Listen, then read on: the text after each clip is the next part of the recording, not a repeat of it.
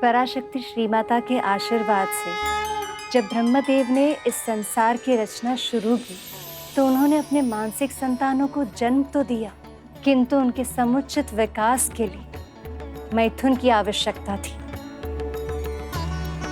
ब्रह्मदेव की प्रार्थना पर शक्ति शिव से अलग हो गई और निराकार होकर इस संसार में समा गई। शक्ति के इस निर्गुण रूप से पूरे संसार में जीव जंतु, पशु पक्षियों, वनस्पतियों और वृक्षों का विकास होने लगा, सृष्टि पनपने लगी और संसार रूपाकार पाने लगा। पर शिव तो शक्ति के लिए पूरी तरह निष्क्रिय हो गए थे। ध्यान में, अपने तप में वो पूरी तरह लीन हो गए। पर संसार को शिव से ही वो ज्ञान मिलता है जिससे उत्तम व्यवस्था स्थापित हो सकती थी। ऐसी व्यवस्था जिसमें वेद, न्याय, साहित्य, व्याकरण, कला, संगीत, ज्योतिष ऐसी सभी विद्याओं का ज्ञान प्राणी मात्र को होता। और ये ज्ञान महादेव शिव सक्रिय होने के बाद ही दे सकते थे। पर शिव को सक्रिय करने की शक्ति केवल और केवल आदिशक्ति के पास ही थी। प्रभु, फिर तो संसार के लिए बहुत बड़ा संकट उत्पन्न हो गया होगा ना? इसका निवारण कैसे हुआ होगा प्रभु?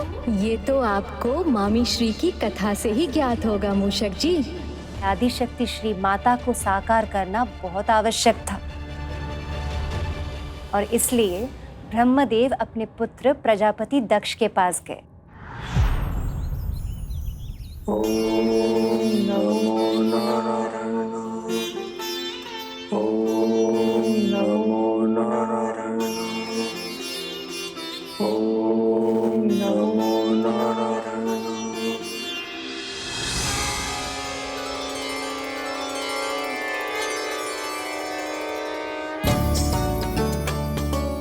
प्रणाम पिताजी। प्रणाम पिताजी। कल्याण हो, सृष्टि का विस्तार हो, जीवन फले फूले, इसके लिए संसार को शक्ति की आवश्यकता है। इसलिए आप दोनों आदि शक्ति की आराधना कीजिए और उन्हें प्रसन्न करके उनसे अपनी पुत्री के रूप में जन्म लेने का वरदान प्राप्त कीजिए। फिर प्रजापति दक्ष ने अपने पत्नी के साथ मिलकर आदिशक्ति श्री माता की सच्चे हृदय से तपस्या की।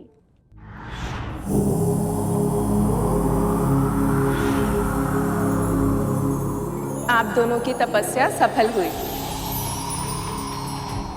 मैं आपकी भक्ति और संकल्प शक्ति से प्रसन्न हूँ और बहुत ही शीघ्र आपके घर सती के रूप में जन्म लूंगी।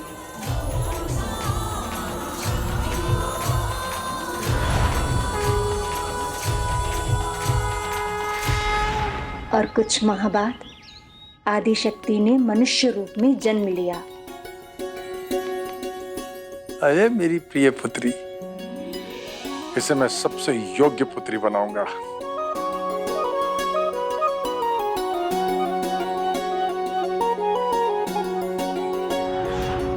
प्रजापति दक्ष का अहंकार उन्हें बनाने की बात कर रहा था जिन्होंने सारे संसार को बनाया। दक्ष को यह पता ही नहीं कि जिस पुत्री को वो अपने प्राणों से भी अधिक प्रेम करते हैं, एक दिन उसी पुत्री के कारण उनका शीश उनके धड़ से अलग कर दिया जाएगा। का? काहे? मुझे तो आश्चर्य होता है प्रभु कि जिस पुत्री के लिए प्रजापति दक्ष और उनकी पत्नी ने इतनी तपस्या की, जिसने गोद में आते ही उनके हृदय को प्रसन्नता से भर दिया, उसी के कारण उनके पिता को इतना कठोर दंड मिला। आश्चर्य की बात तो है, परंतु संतान और माँ बाबा का संबंध ही कुछ ऐसा है। माँ भगवती की कृपा से जो सबसे अधिक सुख देता है ना भैया, कभी कभी सबसे अधिक दुख भी उसी से मिलता है।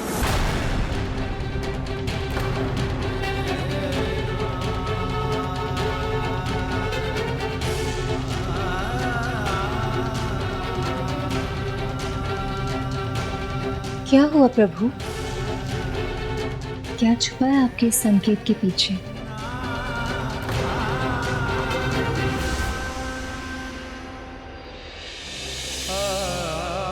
मैं समझ गई प्रभु, कुछ न कुछ ऐसा अवश्य हुआ है जिसके कारण इन दोनों के मन पर बहुत गहरा प्रभाव पड़ा है।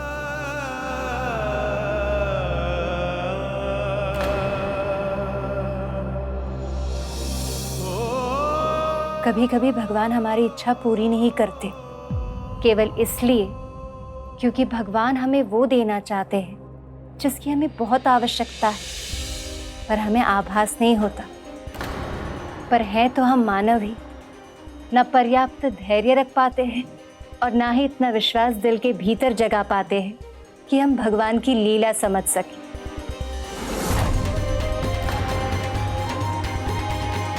प्रजापति दक्ष की भी यही इच्छा थी कि उनके पद और प्रतिष्ठान के स्वरूप उन्हें पहचान और सम्मान मिले, पर उन्हें ये समझने की आवश्यकता थी कि जिन्हें वो अपना शत्रु मान रहे थे वो महादेव शिव उनसे भिन्न नहीं थे। इस संसार में हर आत्मा शिव का ही अंश है और मुक्ति के बाद उन्हीं में लीन भी हो जाती है। दक्ष के मन में महादेव के लिए जितनी घृणा थी और सती के मन में उनके लिए कितना प्रेम था, ये तो सती के नामकरण के दिन ही प्रकट हो गया था। प्रभु श्री नारायण, पिता ब्रह्मदेव, यहाँ पधारने के लिए आपका बहुत बहुत धन्यवाद। कल्याण।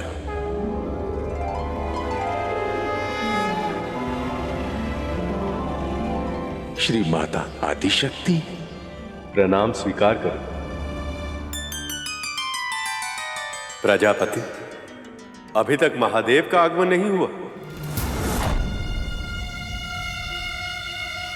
बिना आमंत्रण के आगमन कैसे होगा प्रभु?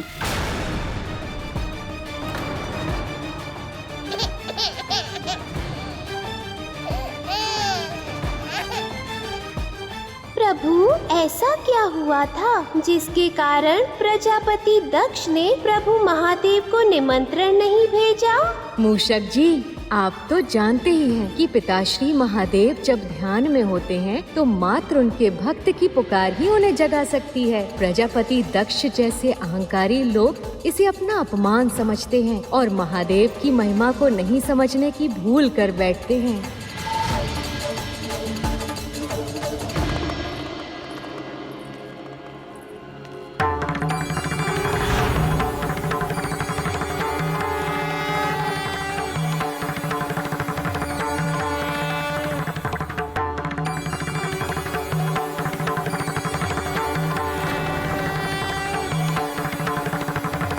अभी तो इतने तीव्र स्वर में रो रही थी, पता नहीं अचानक से क्या हो गया, एकदम शांत हो गई। ये चमत्कार कैसे हुआ? आकाश में उसने ऐसा क्या देख लिया? इसका रुदन रुक गया? शिव और शक्ति का ये संबंध कितना शक्तिशाली है ब्रह्म। किंतु जब दक्ष को पता चलेगा तब क्या होगा?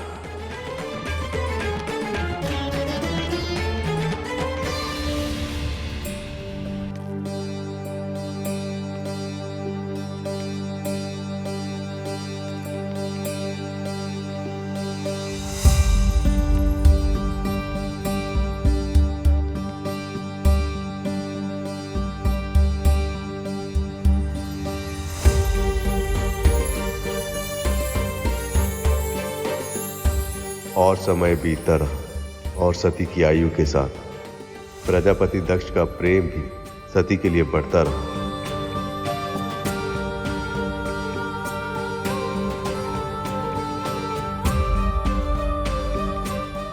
धीरे धीरे समय के धारा के साथ देवी सती अपने पिता के प्रेम के छत्र तले बढ़ती जा रही थी, पर महल में सारी सुख सुविधाएं होने के बाद भी देवी सती के मन में एक अलग सी तड़प थी।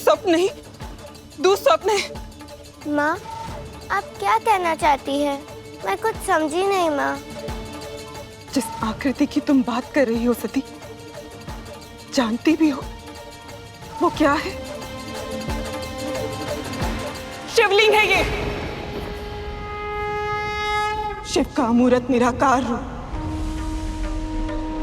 शिव? वो कौन है माँ? शिव कौन है, शिव क्या है, इसकी व्याख्या करना तो बड़े बड़े ज्ञानियों के लिए भी बहुत कठिन है। मैं तो बस इतना जानती कि शिव पवित्र त्रिदेवों में से एक है।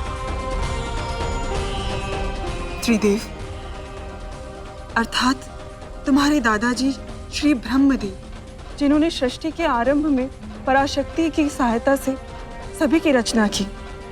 श्री विष्णु, जो सृष्टि के पालनहार हैं, जिनकी पूजा तुम्हारे पिताजी और हम सब करते हैं।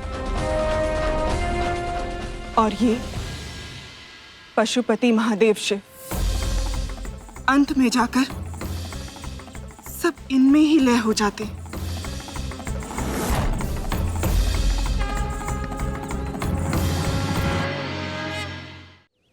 यदि ये इनका निराकार अमृत रूप है, तो ये अपने साकार रूप में कैसे दिखते हैं माँ? मैंने कभी शिव के साक्षात दर्शन तो नहीं किए, किंतु जो ज्ञान मुझे तुम्हारे पिताजी और दादाजी से मिला है, उसके अनुसार अन्य सभी देवी देवताओं से एकदम भिन्न है। यायावर का जीवन जीते, कभी रेशमी वस्त्र या अन्य आभूषण धारण नहीं करती। इनके एक हाथ में डमरू और यहाँ तक कि क्या हुआ माँ? आप रुक क्यों गई? सती, सती, यहाँ जो कुछ भी हुआ, मैंने तुम्हें शिव के बारे में जो कुछ भी बताया, तुम इसे फिर कभी नहीं दोहराओगी, और अपने पिताजी के सामने तो बिल्कुल भी नहीं, समझी? अर्थात मैं पिताजी को शिव के बारे में कुछ भी ना बताऊं? ऐसा क्यों माँ? बहुत छोटी हो सती, इन सब बातों को जानने की कोई आवश्यकता नहीं है अभी। तुम बस इतना जान लो कि तुम्हारे पिताजी को इस घटना के बारे में बिल्कुल भी पता नहीं चलना चाहिए, अन्यथा उन्हें बहुत दुख पहुंचेगा। पर माँ, सती, तुम्हें मेरी सौगंध, तुम अपने पिताजी के सामने शिव की चर्चा तक नहीं करोगी, कभी भी नहीं।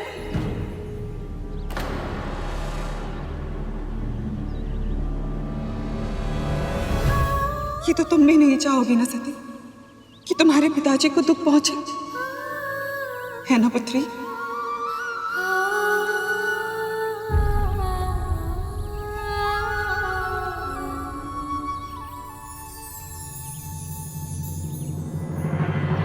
तो क्या देवी सती ने प्रभु महादेव की भक्ति त्याग दी प्रभु? हम चाहे कितना भी प्रयास कर लें, परंतु नियति ने जो हमारे लिए निर्धारित किया है वो होकर ही रहता है। और माता सती के साथ भी वही हुआ मूषक जी, जो उनके लिए नियति ने निर्धारित किया था। उस दिन तो माँ ने अपनी पुत्री को रोक लिया, पर एक माँ अपनी युवा संतान को कुछ भी करने से पूरी तरह कब तक रोक पाती? और उस संतान को जो एक भक्त भी थी, और ऐसी भक्त जिसने अपने ईश्वर को ही अपना सर्वस्त्र मान लिया हो। हाँ मूषक जी, मामी श्री का कथन भी सत्य है। कुछ भक्त अपनी नियति स्वयं लिखते हैं और ईश्वर को उनकी पुकार सुनकर स्वयं आना पड़ता है। जैसे मामा श्री इस भक्त के लिए आए हैं, और जैसे स्वयं देवों के देव महादेव आएंगे माता सती के लिए।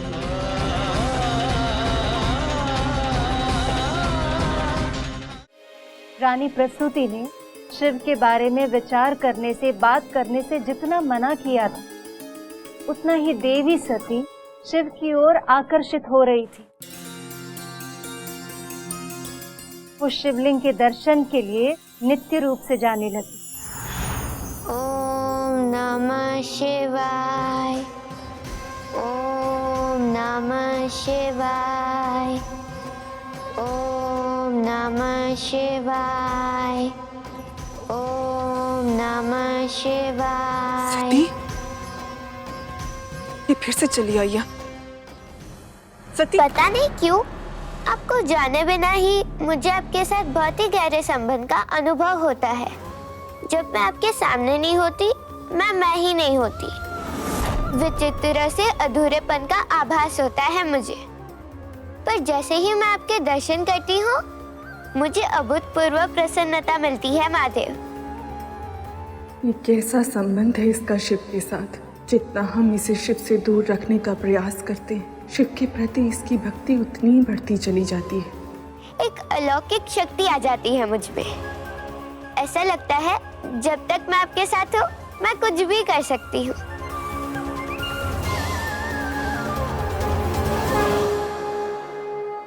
ये कैसी परीक्षा ले रहे हैं नारायण? एक और मेरे पति तो दूसरी और मेरी पुत्री।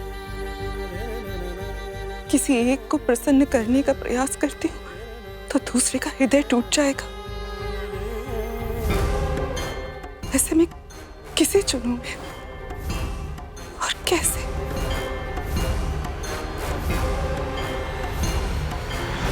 प्रजापति दक्ष की पत्नी रानी प्रसूति की दुविधा दिन ब दिन बढ़ने लगी, क्योंकि एक बार जब देवी सती को शिव की धुन लगी तो फिर उनका ध्यान सांसारिक बातों से हटता चला गया और वो स्वयं शिव में रमती चली गई। अपने पिता के साथ भ्रमण करने के स्थान पर वो अनेक पहर तक शिवलिंग के सामने ध्यान में बैठी रहती। समय के साथ शिव में उनकी आस्था, भक्ति, प्रेम और भी प्रगाढ़ होता गया। जब शिव से दूर रहना असंभव हो गया तो उन्होंने अपने कक्ष में ही शिवलिंग की स्थापना कर दी। ओम नमः शिवाय।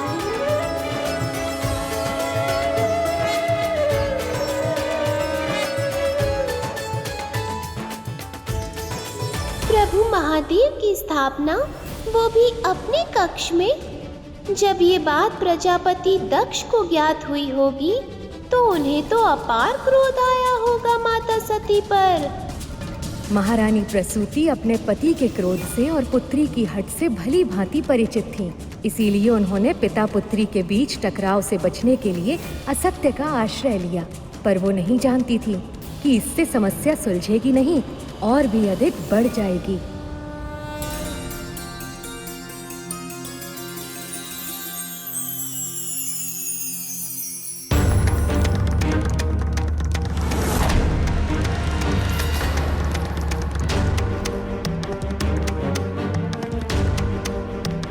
ओम नमः शिवाय। ओम नमः शिवाय।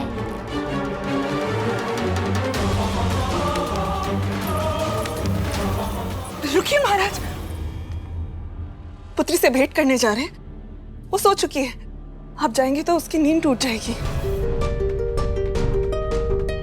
मेरी कुछ समझ में नहीं आ रहा महारानी, मैं क्या करूं। कुछ समय से मैं अपनी पुत्री के साथ कुछ क्षण बिताना चाह रहा हूं, मगर जब भी उसे भेंट करने का प्रयास करता हूं वो कुछ न कुछ कार्य में व्यस्त होती है। आप भी ना महाराज, अति करते हैं। बात बस इतनी सी है कि आपकी छोटी सी पुत्री अब सयानी हो चुकी है। आप ठीक कह रही महारानी, पुत्रियां कितनी जल्दी सयानी हो जाती हैं। अभी कल ही की तो बात है जब मैंने उसे गोद में उठाया था, अपने हृदय से लगाया था, और अब इतनी शीघ्र वो इतनी बड़ी हो गई कि डोली में बिठाकर विदा करने योग्य हो गई। मेरी सती का विवाह मेरे जीवन का सबसे सुंदर स्वप्न है, जिसे मैं खुली आंखों से देखता हूं। मैं अपनी पुत्री के लिए ऐसा योग्य वर खोजूंगा कि जो भी देखेगा अनायास बोल पड़ेगा, सृष्टि की सर्वोत्तम जोड़ी है ये।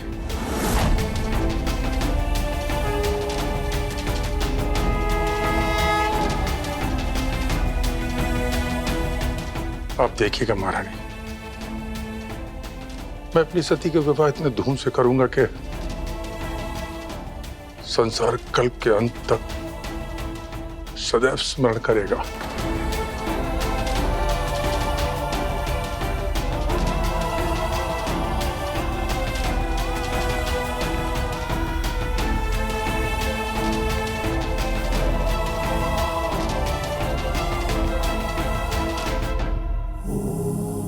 सुना आपने? पिताजी अब मैं विवाह के बारे में सोचने लगे हैं।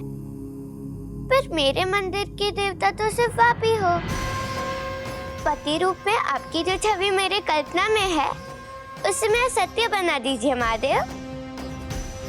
रानी प्रसूति ने बहुत समय तक शिव के प्रति अपनी पुत्री की रुचि को छिपाए रखा, पर भक्ति का रंग इतना गहरा होता है कि छिपाए नहीं छिपता। और फिर एक दिन देवी सती के साथ कुछ ऐसा हुआ।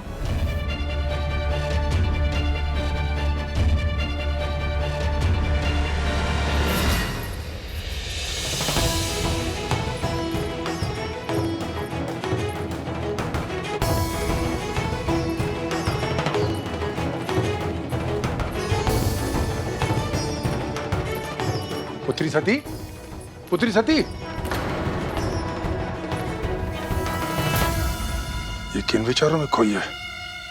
जैसे मेरी पुकार सुनाई नहीं दे रही।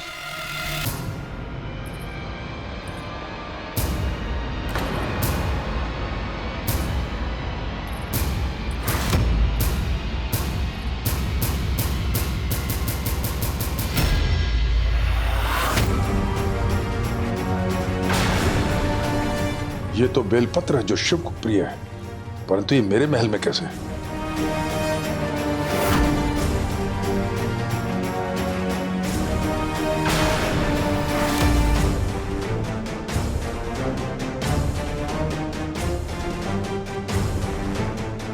सती!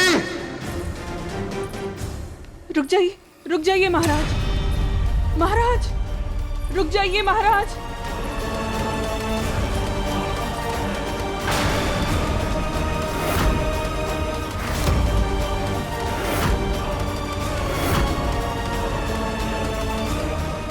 सती!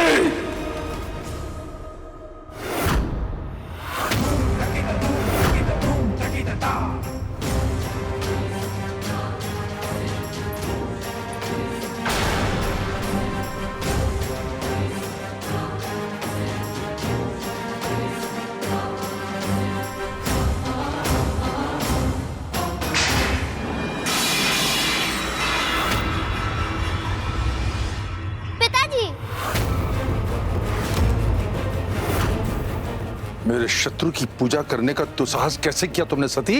शत्रु? अवश्य आपको कोई भ्रम हुआ है पिताजी। मेरे शिव तो भोले हैं, बिना किसी भेदभाव के सबको अपना लेते हैं वो। तो फिर उनके साथ आपकी या किसी की भी शत्रुता कैसे हो सकती है पिताजी? क्या जानती हो तुम शिव के बारे में पुत्री? अवश्य किसी ने उल्टी सीधी कथाएं सुना के बहकाया है तुम्हें।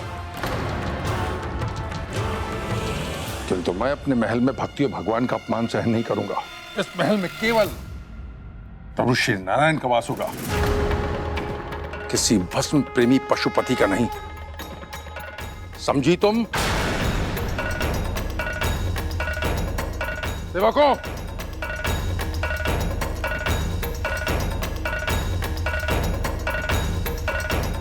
शिवलिंग को उठाकर बाहर फेंक दो।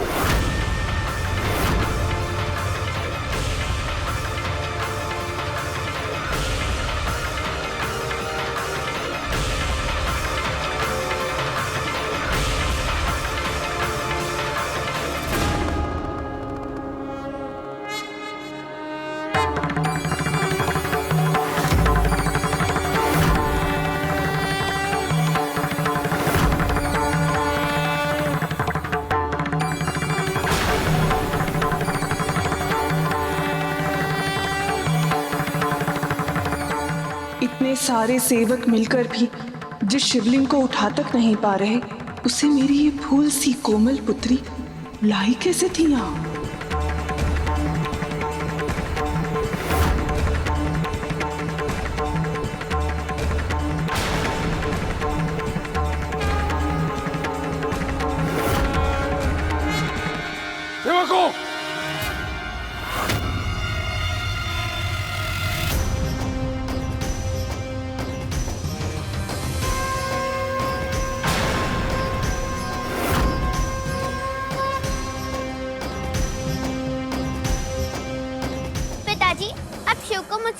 नहीं कर सकते। सती, मुझे रोक के दिखाओ तुम।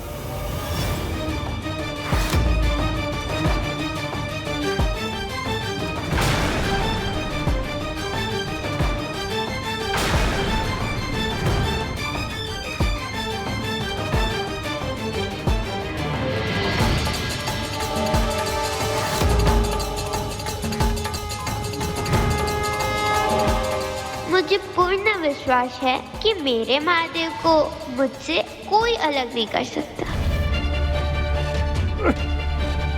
आपका प्रयास व्यर्थ है पिताजी।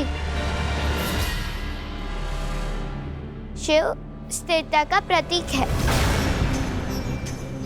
इनकी इच्छा के विरुद्ध ना तो कोई इन्हें कहीं ले जा सकता है और ना ही कहीं से हटा सकता है।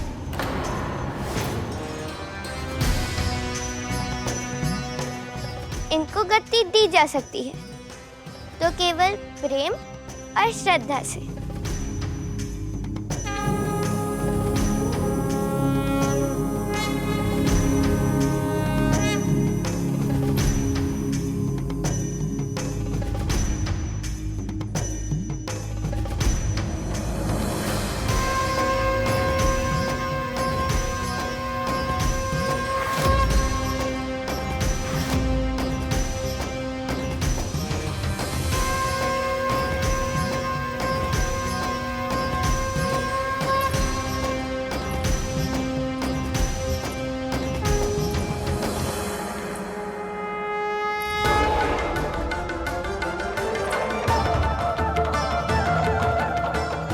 दुखी नहीं करना चाहती, इसलिए मैं इनको यहाँ से ले जा रही हूँ, पर मैं इनकी आराधना बंद नहीं करूँगी।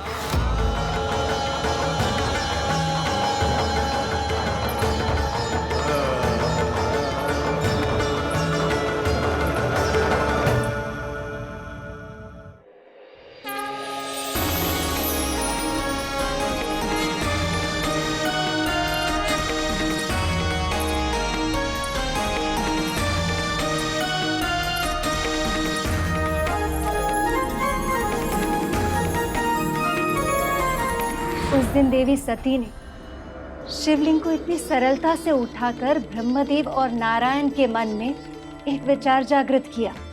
केवल देवी सती ही वो शक्ति है जो अपने भक्ति और प्रेम से महादेव के मन को झकझोर पाएगी। उन्हें साधना से बाहर लाकर सक्रिय कर पाएंगी और इसीलिए उन्होंने सती के मन में शिव को पति रूप में पाने के संकल्प को और भी अधिक दृढ़ कर दिया। दूसरी ओर दक्ष अब भी सत्य को स्वीकार नहीं कर पा रहे थे कि उनकी पुत्री उस भूत भावन शमशानवासी से प्रेम करती, जिनसे उन्हें केवल बैर ही नहीं घृणा भी थी।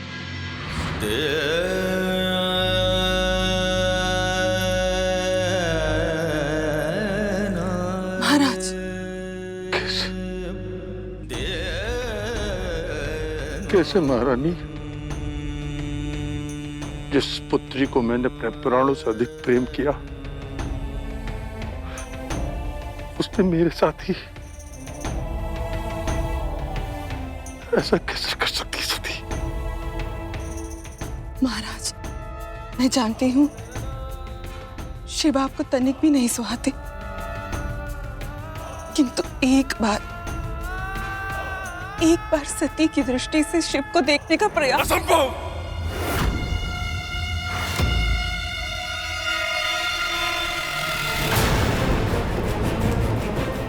उस पशुपति ने मेरा घोर अपमान किया था, और वो भी भरी सभा में। जीवन भर स्मरण रहेगा उसका वो दंड व्यवहार और अपना नाता। ये कैसा नाता है सती का शिव के साथ, जो उनके लिए अपने पिता का भी विरोध कर दिया इसने।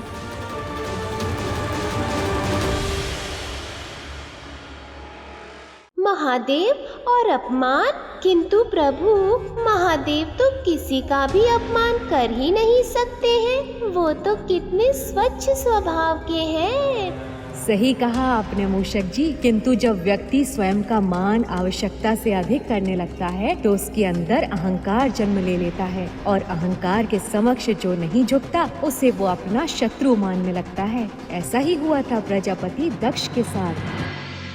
ये कथा तो हम भी नहीं जानते, तनिक विस्तार से बताइए ना, भगवती की कृपा से। ये देवी सती के जन्म से पहले की बात है। एक दिन प्रयाग में अनेक ऋषि, महर्षि, महात्मा, मुनि आदि ज्ञानी एकत्रित हुए। ज्ञानियों का सम्मान तो ईश्वर भी करते हैं, इसलिए ब्रह्मदेव और महादेव भी वहां पधारे।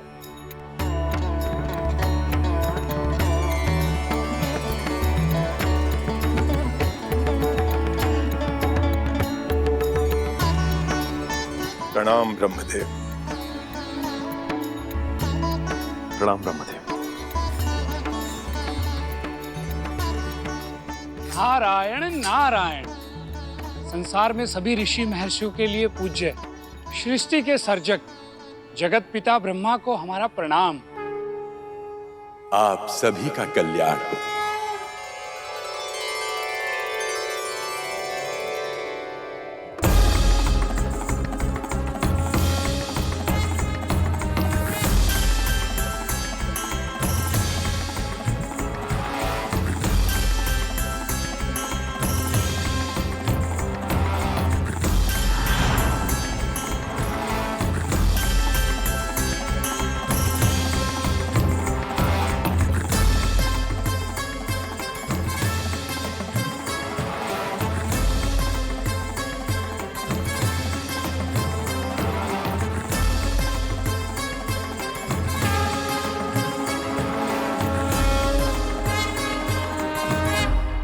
भूत भावन पशुपति महादेव शिव शंकर को प्रणाम स्वीकार हो।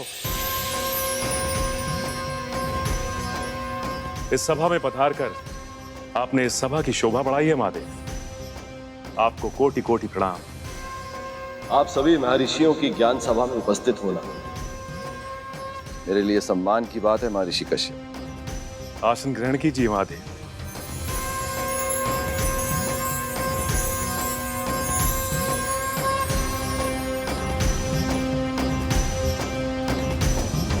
इस सभा को सबसे पहले संबोधित करने के लिए आपसे अधिक उपयुक्त कोई नहीं है महादेव। कृपया हमारा निवेदन स्वीकार कीजिए। हम सभी आपके ज्ञान के अमृत का प्रसाद चखना चाहते हैं। ज्ञान से अधिक अनिवार्य इस संसार में कुछ भी नहीं है ऋषिगण। ज्ञान से ही उत्तम समाज का निर्माण होता है, पर इसे बाहर ढूंढने का प्रयास करना व्यर्थ है। सच्चा ज्ञान स्वयं के भीतर छुपा होता। अपना ध्यान साधना में लगाइए, ज्ञान की प्राप्ति अवश्य हो।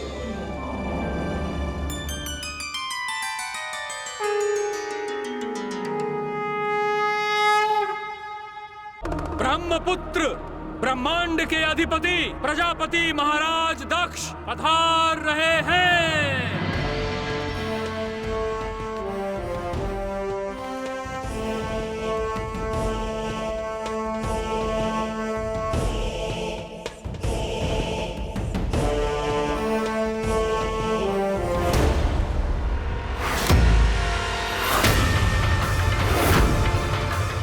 मेरे सम्मान में सब खड़े हो गए, क्योंकि ये उद्दंडिया गोरी बैठकर मेरा अपमान कर रहा है।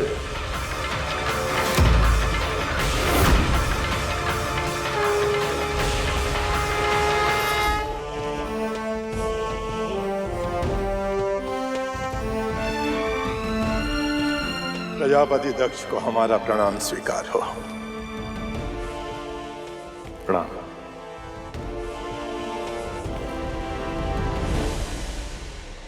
प्रणाम पिता। आयुष्मान भव, कीर्तिमान भव।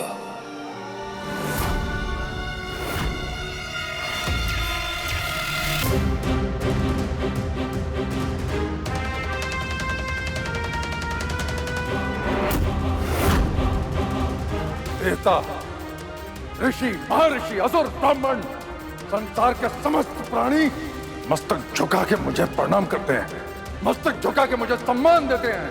और ये भूत प्रेत पिशाचों से घिरा रहने वाला चित्त, ये यहां ऐसे बैठा है जैसे संसार का सबसे बड़ा ज्ञानी चाहिए हो।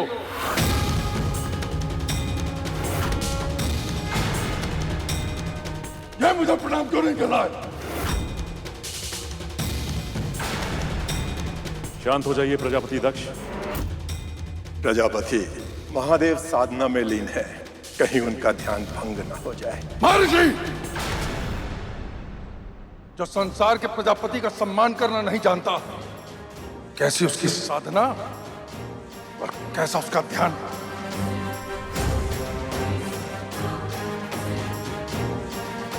शमशान में निवास करने वाला कैसी निर्लजता से मेरे सामने बैठा है, इसका केवल एक ही कारण है कि वेदों के कर्म से हीन है ये। जो स्वयं ही सारे वेदों के ज्ञान के सार हैं, उन पर इतने अपमान पूर्वक कटाक्ष। जिसने पूरे संसार को बनाया है, उस महादेव के बारे में प्रजापति दक्ष ऐसे कटु वचनों का प्रयोग कर रहे हैं। अगर महादेव अपनी ध्यान मुद्रा से उठ गए तो इसका परिणाम बहुत ही भयानक होगा।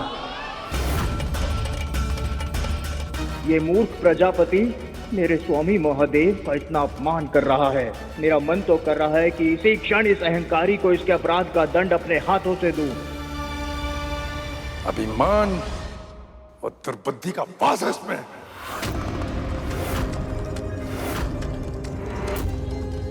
इसलिए सृष्टि का प्रजापति और धर्म का रक्षक होने के नाते इस उद्दंडता का दंड मुझे इसे देना ही होगा।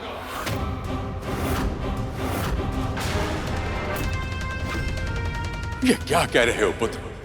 महादेव के बारे में ऐसी अनुचित भाषा प्रयोग करने से पहले कुछ सोच तो लेते, सोच लेते कि क्या उचित है क्या अनुचित। नहीं पिताजी, धर्म सभा में उद्दंडता अधर्म के समान ही है।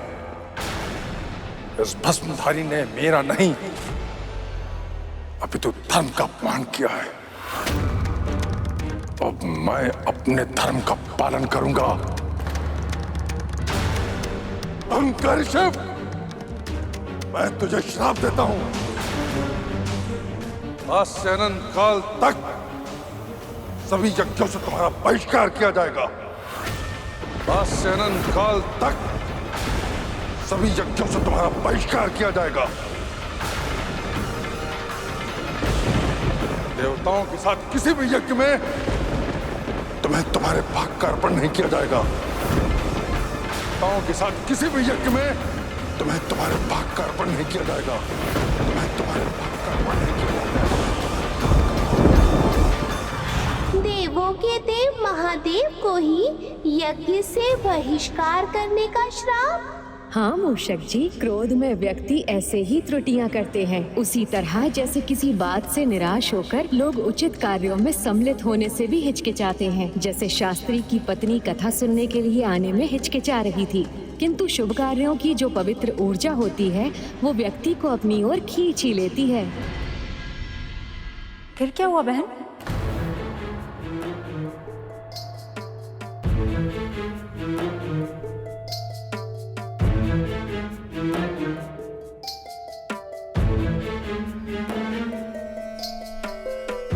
बहन, भीतर आइए।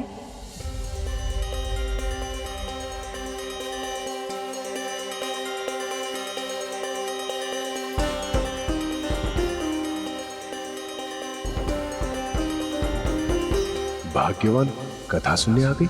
ये तो अज्ञात लोगों से मिलती ही नहीं थी।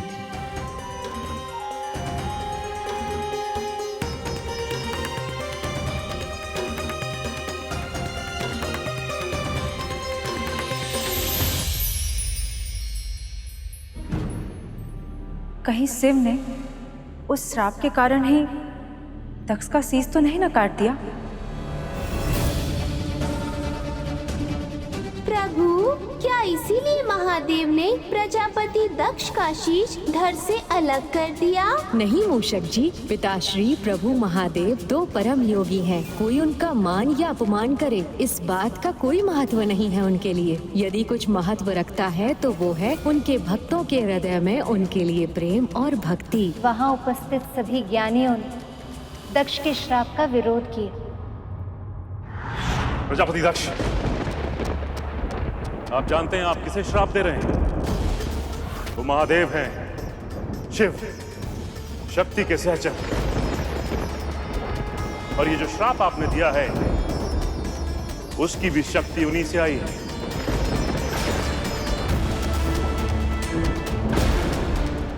दक्ष, क्रोध अज्ञान का जनक होता है और तुमने महादेव को श्राप नहीं दिया है, अनर्थ किया है।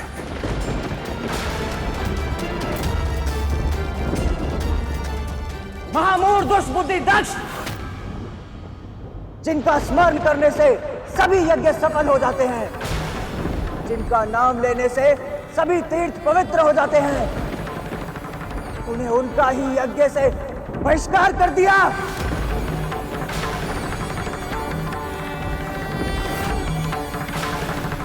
जो संसार का सृजन और पालन करते हैं, जिनमें सब कुछ लय हो जाता है, उन्हें यज्ञ के भाग से वंचित करने का दुस्साहस किया है तूने।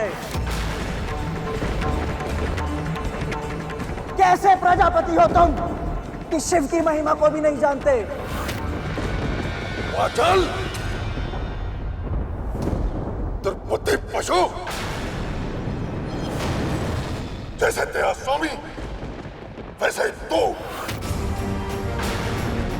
तुम सब असभ्य हो।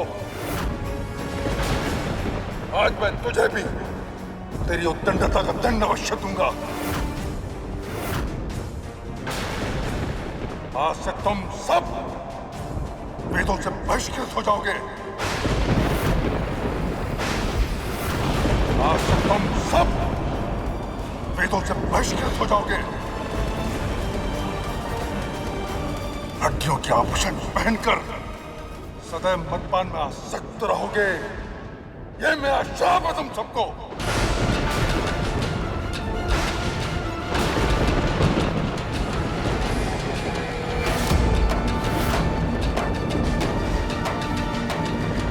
प्रतिशोध तो शिव के स्वभाव में ही नहीं, मान अपमान से परे है। पर जो शिव से अतः भक्ति और प्रेम करते हैं, वो उनका अपमान नहीं सह सकते। और क्रोधवश प्रजापति दक्ष ने महादेव के सबसे प्रिय भक्त उनके वाहन नंदी का अपमान किया। ब्रह्मदेव का पुत्र होके भी इतना दम, इतनी दुष्टता! तुमने ये सिद्ध कर दिया दक्ष कि शिव के तत्व का तनिक भी ज्ञान नहीं है तुम्हें।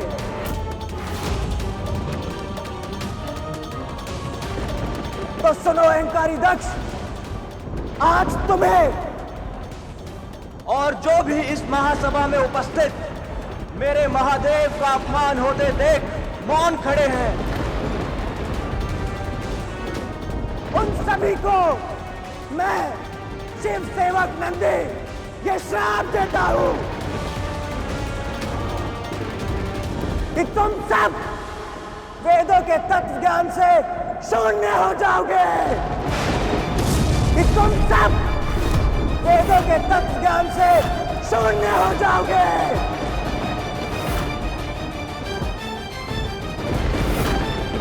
सदैव भोग में लिप्त रहोगे।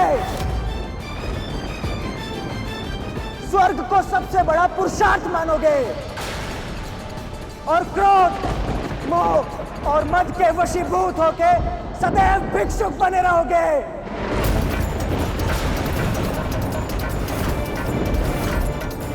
दान के लालच में अखंड फंसे रहोगे तुम सब।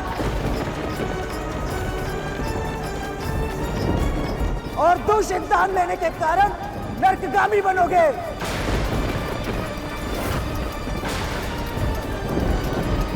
और अहंकारी दक्ष, जिस मुख से तुमने मेरे महादेव का अपमान किया है, एक दिन वो मुख नहीं रहेगा।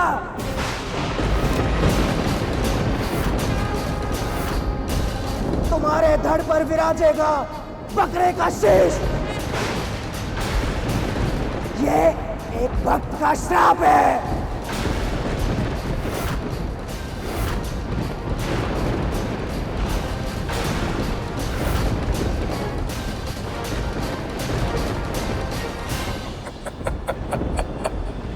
कुकुट के बांग देने से सूर्योदय नहीं होता है। जो स्वयं धर्म का पालन ना करता हो, उसका श्राप कैसे फलीभूत होगा?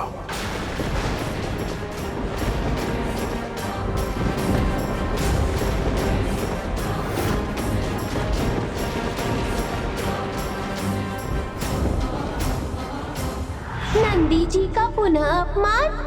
फिर तो प्रभु महादेव ने अवश्य ही प्रजापति दक्ष को दंड दिया होगा। और स्वामी भक्ति ना तो कभी देखी और ना कभी सुनी। धन्य है नंदी मां भगवती की कृपा से।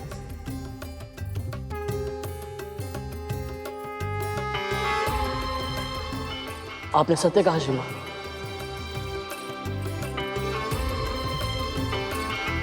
मैं भी यही चाहता हूं कि मैं अपने स्वामी का ऐसा ही सेवक बन पाऊं।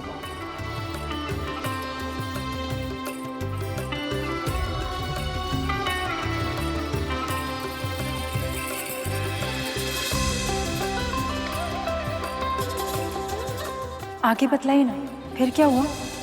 नंदी के बढ़ते क्रोध से शिव के नेत्र खुल गए। अपने परम भक्त का इस तरह अपमान होना महादेव से सहा नहीं गया और वह अपने ध्यान से बाहर आ। इस उदंडता का परिणाम प्रजापति दक्ष के लिए कितना भयंकर होगा, ये सोचकर वहां प्रस्तुत सभी ज्ञानी भयभीत। श्राप पाने के बाद अब क्या करेंगे महादेव? दक्ष को महादेव का ध्यान भंग नहीं करना चाहिए था।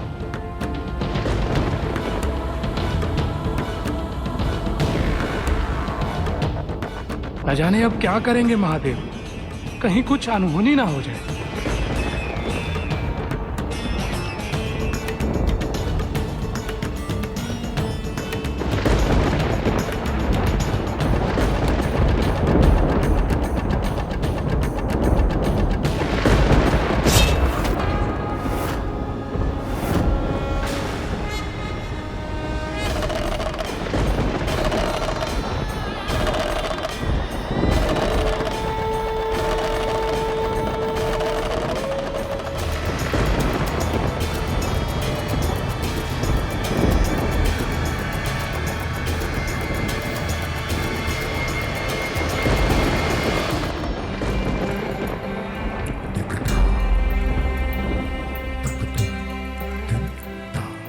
आप मुझसे क्रोधित हैं क्योंकि मैंने आपको प्रणाम नहीं किया,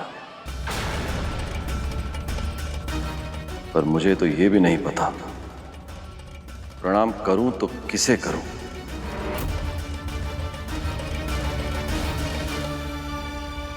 आपके इस स्वर्ण मुकुट को या इन रेशमी वस्त्रों को या आभूषण से सजी इस देह को प्रणाम करूं, या आपकी देह के भीतर बसी आत्मा को।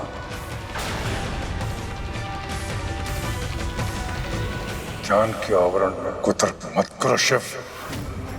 देह और आत्मा एक दूसरे से भिन्न नहीं है। पर आपकी देह, ये वस्त्र, ये आभूषण, ये सब कुछ नश्वर है प्रजापति। मृत्यु के बाद देह जलकर भस्म हो जाती है, पर देह के भीतर छिपी आत्मा नई देह धारण कर लेती है।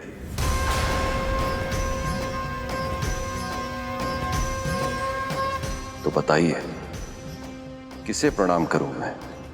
ओह, देह और आत्मा के चक्रव्यूह में उलझाना चाहते हो मुझे? कुतर्क कर रहे हो मेरे साथ, किंतु मैं इसका उत्तर तर्क से दूंगा।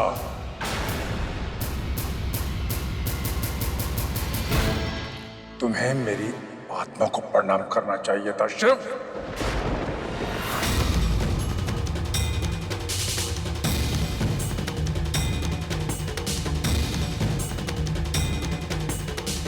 पर आत्मा तो उसी परमात्मा का अंश होती है प्रजापति, जो कण कण में व्याप्त है। जो जीवात्मा आपके भीतर है वही ब्रह्मदेव के भीतर है, मेरे भीतर और नंदी के भीतर भी है।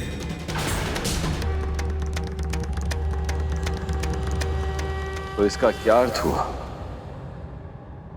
आप और मैं भिन्न नहीं हैं।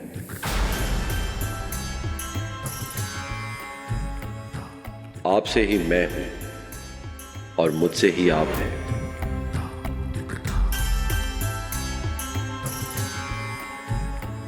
सब कुछ अद्वैत है, सब कुछ एक है, दूसरा कुछ है ही नहीं। तो कहिए प्रजापति, मैं आपको नमस्कार करूं या स्वयं को?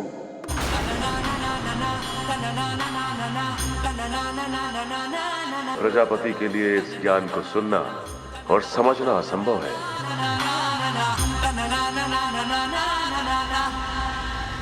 अब समझे अज्ञानी, किसे श्राप देने की मूर्खता की है तुमने? नंदी,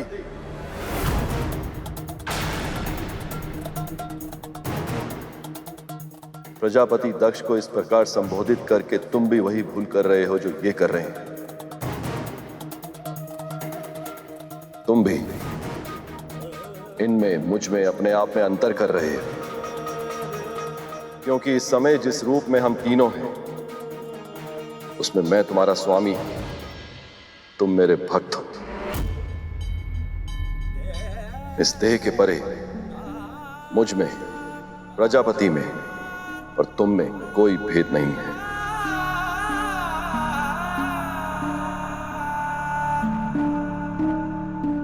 तुम कैसे भूल गए नंदी? मैं ही यज्ञ हूं, मैं ही यज्ञ का कर्म हूं। यज्ञ के सभी उपकरण मैं ही हूं। यज्ञ की आत्मा में भी मैं हूं। यज्ञ परायण यजमान भी मैं ही हूं। यज्ञ से बहिष्कृत भी मैं ही हूं। तो फिर ये कौन, वो कौन, ये सब कौन? सत्य तो ये है,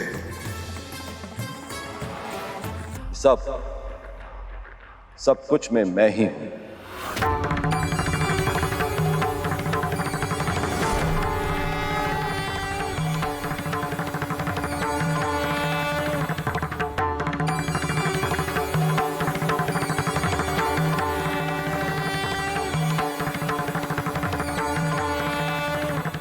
मुझे क्षमा कर दीजिए प्रभु, मुझे क्षमा कर दीजिए, मुझसे भूल हो गई। भूल का आभास मन को निर्मल करता है,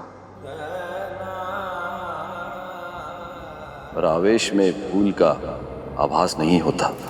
आवेश में आकर महादेव की ज्ञान पूर्वक बात प्रजापति दक्ष को कटाक्ष प्रतीत हुई और उनके मन में महादेव के प्रति अपार द्वेष वास करने लगा। इस अपमान का प्रतिशोध मैं अवश्य लूंगा तुझसे, ढोंगी अघोरी। कैसे महारानी, कैसे पूजा करने दूं अपनी पुत्री को स्वाभिमानी की? महाराज, आप तो सती को जानते हैं, आपकी तरह ही हठी है वो। यदि बल से आप उससे अपनी बात मनवाने का प्रयास करेंगे तो वो विरोध करेगी,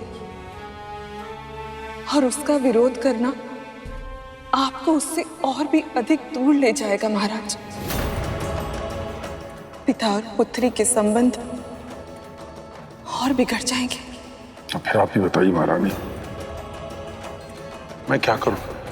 कैसे रोकूं मैं अपनी पुत्री सती को शिव की तपस्या करने से? महाराज, आपको अच्छा तो नहीं लगेगा, किंतु ये मेरा सुझाव है, आप कुछ मत कीजिए।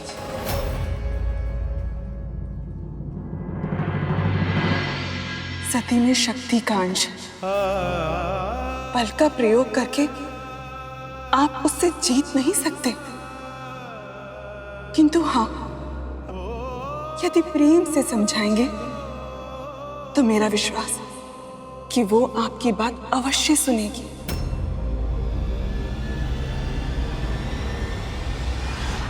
पिता की आज्ञा मानकर देवी सती ने महल में फिर से शिवलिंग स्थापित करने का हठ नहीं किया, पर वो स्वयं गुफा में चली गई और वहां तपस्या करने लगी और धीरे धीरे अपना ध्यान अपने प्रिय पर केंद्रित करने लगी और उनकी भक्ति में रमने लगी। ओम नमः शिवाय, ओम नमः शिवाय, ओम नमः शिवाय, ओम नमः शिवाय। वर्षों बीत गए। बढ़ती उम्र के साथ साथ सती के शिव के प्रति भक्ति भी बढ़ती चली गई। ओम नमः शिवाय, ओम नमः शिवाय। और फिर उनकी तपस्या का तेज बढ़ता चला गया। अंत में शिव को समाधि की अवस्था में अपनी शक्ति का आभास हुआ। ओम नमः शिवाय, ओम नमः शिवाय, ओम नमः शिवाय, ओम नमः शिवाय, ओम नमः शिवाय। अंततः शिव देवी सती के तप से प्रसन्न हो ही गए और उनकी मन की इच्छा पूर्ण करने वो उनके समक्ष प्रकट हुए। ओम नमः।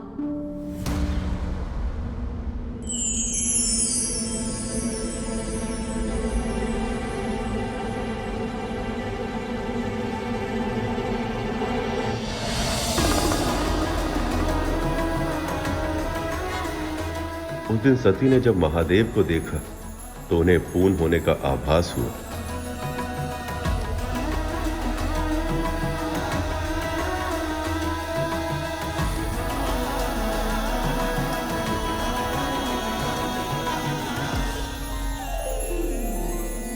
शिव महादेव साकार रूप में।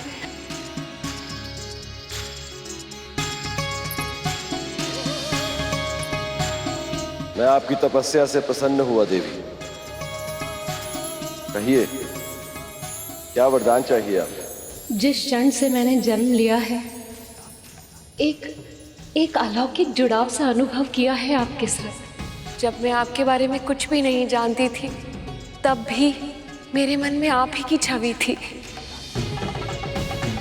जब मैंने आपको शिवलिंग के रूप में पहली बार देखा, एक विचित्र पूर्णता का आभास हुआ था। सत्य तो ये है महादेव कि आपके बिना मेरा मन नहीं लगता।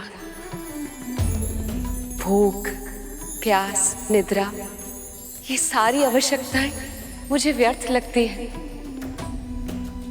मन करता है सदैव आपको निहारती रहूं, आपकी सेवा करूं, आपके निकट रहूं।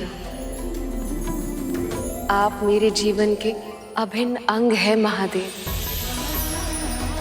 अब मैं भी आपके जीवन का अभिन्न अंग बनना चाहती हूँ। अब तक मैंने केवल अर्पण किया है, पर अब स्वयं को समर्पण करना चाहती हूँ। मैं आपको अपना पति परमेश्वर मान चुकी हूँ महादेव। क्या आप भी मुझे अपनी अर्धांगिनी के रूप में स्वीकार करेंगे? बोलिए महादेव, देंगे मुझे ये वरदान? यदि आपकी यही इच्छा है तो ऐसा ही होगा।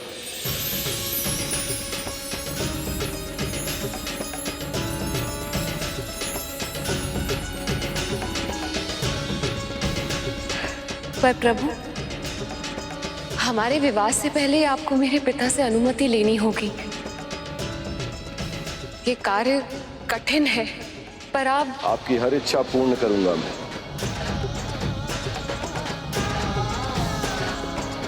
पर कैसे प्रभु? प्रभु, तो क्या महादेव ने प्रजापति से आज्ञा ली थी? किंतु वो तो कभी भी अपनी पुत्री का विवाह महादेव से कराने के लिए नहीं माने होंगे ना? फिर उनका मिलन कैसे हुआ होगा प्रभु? नियति का लिखा तो कोई भी नहीं बदल सकता है मूषक जी। और देवी सती के नियति में महादेव से विवाह होना लिखा था, किंतु प्रजापति दक्ष उनके लिए कुछ अलग ही भविष्य निर्धारित कर रहे थे। महादेव ने कहा है तो वो अवश्य कोई न कोई उपाय ढूंढ लेंगे।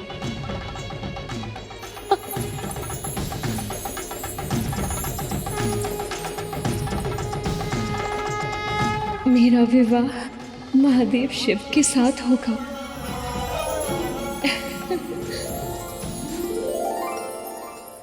माँ, माँ, माँ, विशाखा, विशाखा, मैं बहुत प्रसन्न हूँ, बहुत। अरे हुआ क्या? पूछो मत, बस मन करता है कि प्रसन्नता की आकाश में उड़ती जाऊं, उड़ती जाऊं। माँ, माँ। अरे सती, माँ उठो। अरे क्या हुआ? अरे क्या कर रही हो ये? बहुत प्रसन्न हूँ माँ, बहुत। इतने वर्षों बाद इतनी प्रसन्नता देखी तुम्हारे मुख पर, क्या बात है? आप जानती हो पिताजी, पिताजी आपको पता है कि आज आप हमसे सुनिए एक उत्तम समाचार। हमारे पिता ब्रह्मदेव ने अन्य गुरुजनों के साथ मिलकर आपके विवाह का मुहूर्त निकाला है।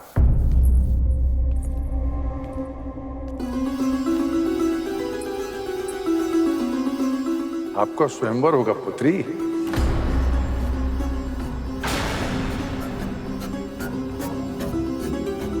हम आपके लिए संसार के समस्त राज्यों से एक से बढ़कर एक राजकुमारों को आमंत्रित करेंगे। आपके लिए सृष्टि का सर्वश्रेष्ठ ढूंढेंगे हम।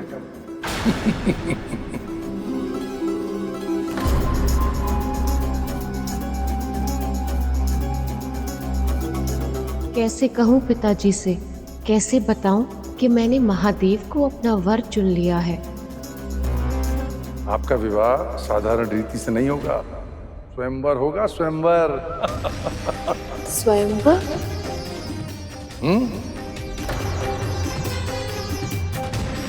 आपके विवाह का आयोजन ऐसा भव्य होगा जो संसार ने न कभी देखा होगा और न भविष्य में देख पाएगा। ब्रह्मांड के कोने कोने से राजाओं, राजकुमारों, ऋषिगण और देवताओं को आमंत्रित करूंगा। एक से बढ़कर एक राजकुमार आपका हाथ पाने की आकांक्षा लिए स्वयंवर में भाग लेंगे।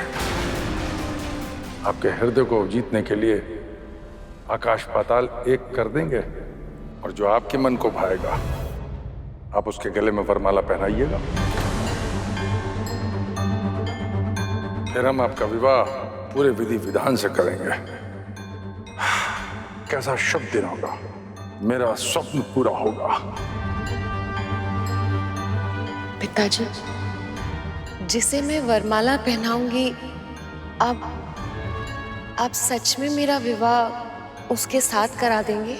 हाँ पुत्री, आपके जीवन के महत्वपूर्ण निर्णय में आपकी सहमति भी आवश्यक है।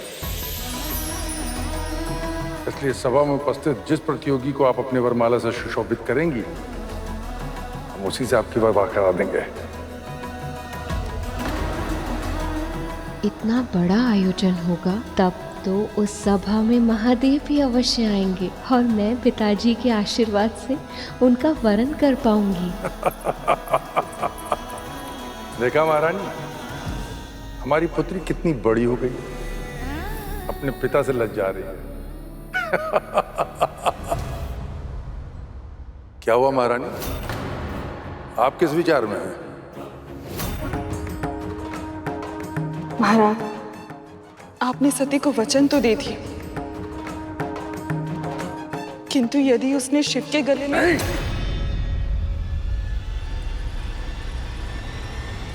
ऐसा कदापि नहीं होगा महारानी। उस एकांतवासी अभिमानी पशुपति को तो मैंने आमंत्रित ही नहीं किया है। और सती के अनुसार बिना प्रेम से बुलाए उसका अपने स्थान से उठना असंभव है। इसलिए सभा में उपस्थित होने का तो प्रश्न नहीं उठता है। न शिव का आगमन होगा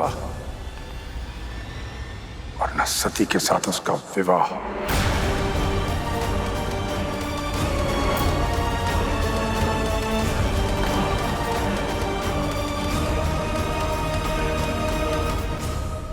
पिता और पुत्री दोनों मन ही मन प्रसन्न थे, ये सोचकर कि सब कुछ उनकी इच्छा अनुसार हो रहा है।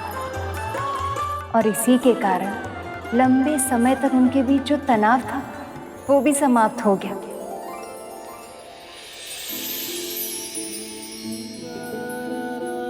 प्रजापति दक्ष अपनी प्रिय पुत्री के विवाह की सारी तैयारियां स्वयं अपने हाथों से करने लगे।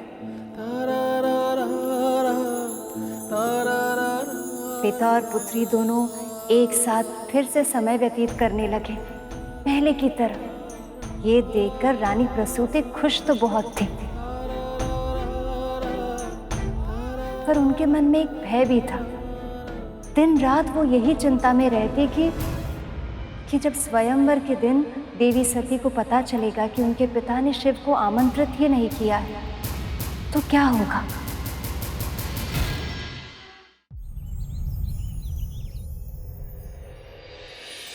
और फिर वो दिन आ गया। अब हो गई तुम तैयार।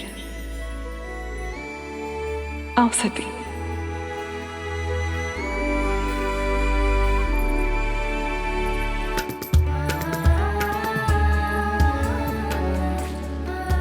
ठहरो, एक छोटी सी कमी है।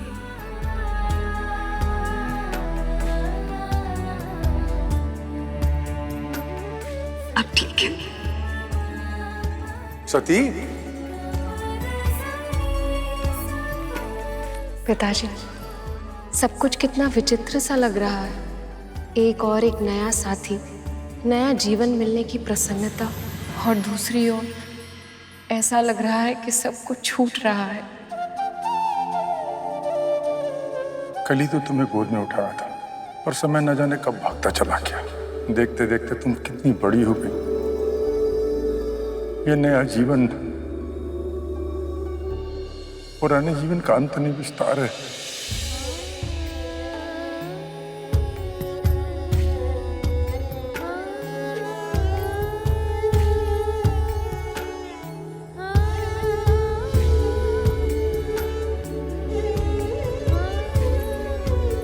अब चलिए आप लोग,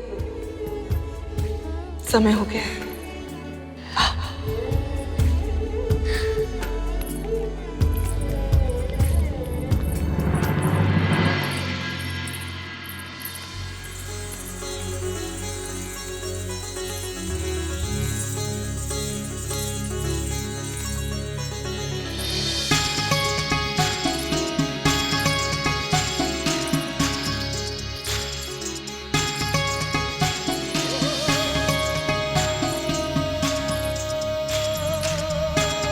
बस कुछ एक क्षण और, फिर सदा सदा के लिए अपनी शिव की हो जाऊंगी मैं।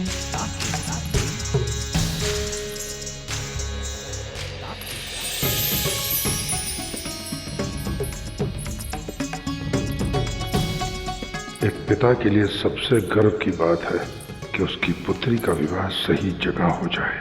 फिर शिव का नाम सती के जीवन से हमेशा के लिए समाप्त हो जाएगा। हे प्रभु, मेरी यही कामना है कि मेरी पुत्री के विवाह में कोई विघ्न ना आए।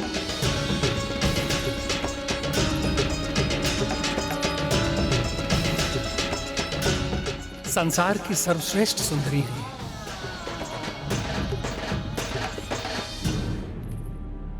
बहुत सौभाग्यशाली होंगे वो जिनके साथ इनका विवाह होगा।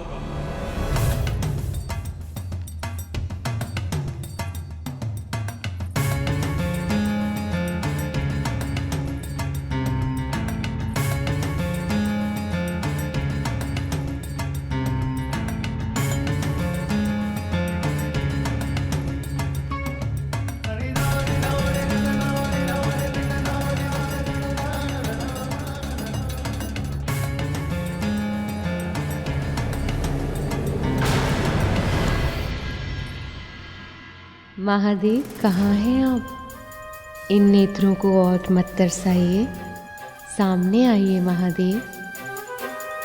देवी सती महादेव को ढूंढ रही है, किंतु इन्हें ये पता ही नहीं कि प्रजापति दक्ष ने महादेव को आने का निमंत्रण ही नहीं दिया है।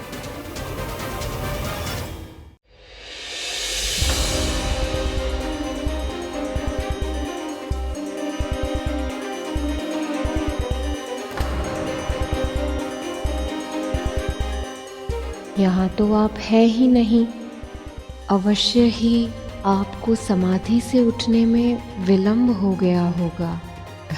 इसका अर्थ है कि अब किसी भी क्षण आने वाले हैं आप।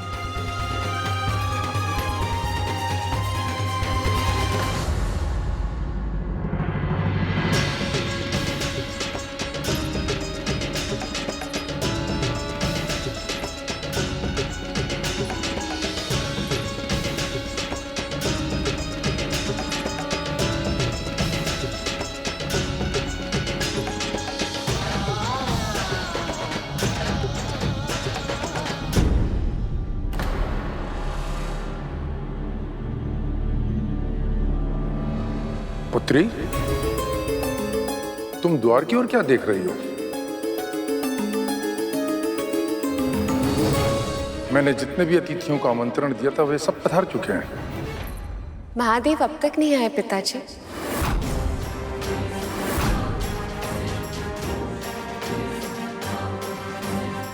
आएगा भी नहीं वो। क्या क्या कहा आपने? जब मैंने उसे आमंत्रण ही नहीं दिया तो अनाधिकार वो यहाँ आकर अपना अपमान करवाएगा।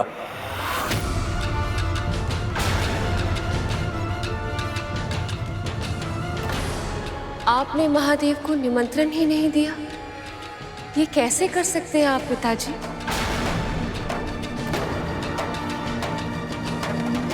इस पूरी सृष्टि के 14 भुवन के सबसे योग्य है वो। तुम्हारे कहने भर से मान लूं?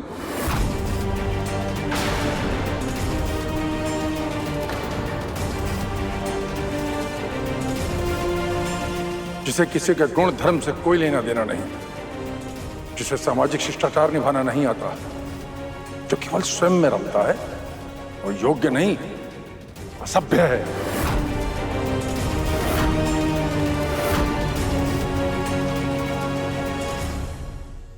वो मेरे होने वाले पति हैं पिताजी। सती!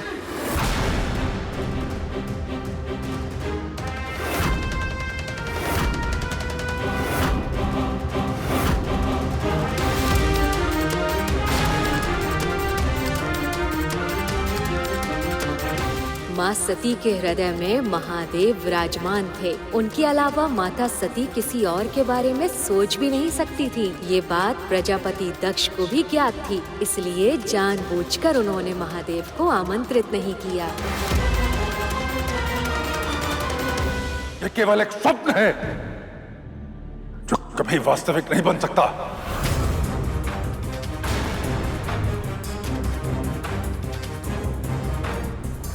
तुम प्रेम में अंधी हो सकती हो,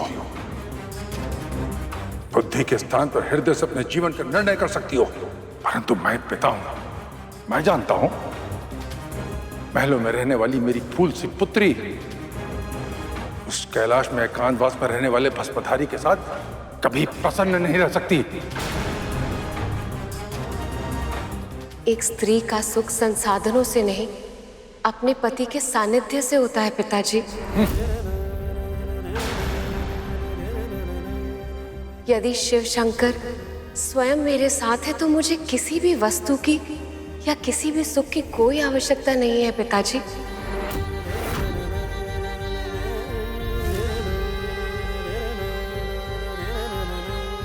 मैं अपने हृदय से उन्हें अपना पति मान चुकी हूँ और उन्होंने भी मुझे वरदान दिया है कि वो मुझसे विवाह अवश्य करेंगे।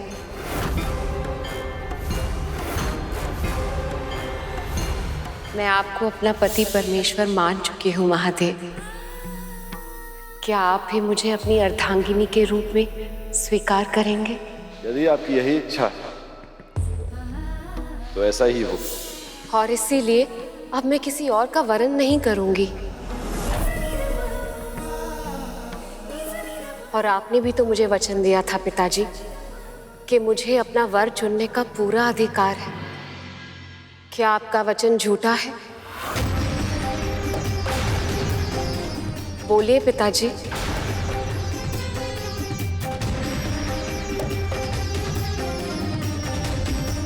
जिसे मैं वरमाला पहनाऊंगी, आप सच में मेरा विवाह उसके साथ करा देंगे? हाँ पुत्री, आपके जीवन के महत्वपूर्ण निर्णय में आपकी सहमति भी आवश्यक है। इसलिए सभा में उपस्थित जिस प्रतियोगी को आप अपने वरमाला से सुशोभित करेंगी, हम उसी से आपकी विवाह करा देंगे। तो आपने वो वचन मुझे भ्रमित करने के लिए किया था, ताकि मैं स्वयंवर में आने के लिए तैयार हो जाऊं। माँ, आप अच्छे से जानती हैं कि महादेव के लिए मेरे मन में कैसे भाव है।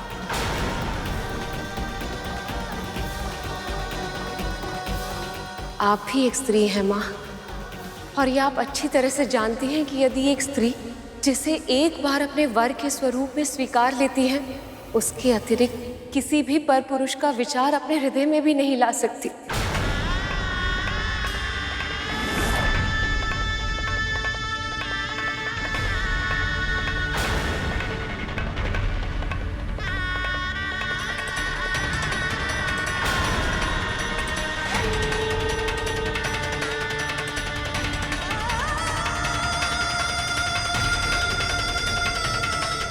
इस वरमाला पर मात्र मेरे महादेव का अधिकार है। मैं उन्हें ही वरमाला पहनाऊंगी।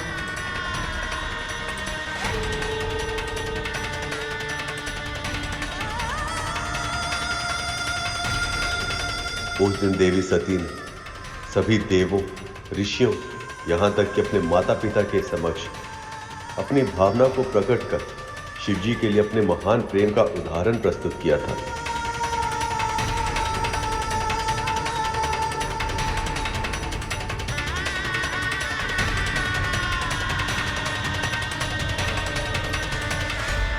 ये वरमाला केवल और केवल महादेव के गले में सुशोभित होगी।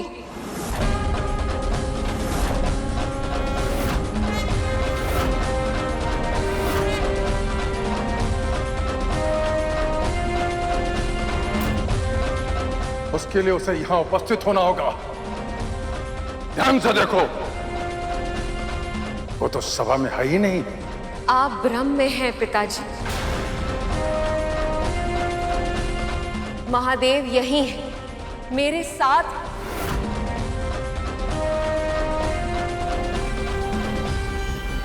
आपने उन्हें निमंत्रण नहीं दिया तो क्या हो, मैं उन्हें आमंत्रित करती हूँ। मेरी प्रेम की शक्ति महादेव को यहाँ तक लेकर आएगी। उन्होंने मुझे वरदान दिया था और वो अवश्य पूरा होगा। मेरे शिव अपने प्रेम का प्रमाण देने अवश्य आएंगे।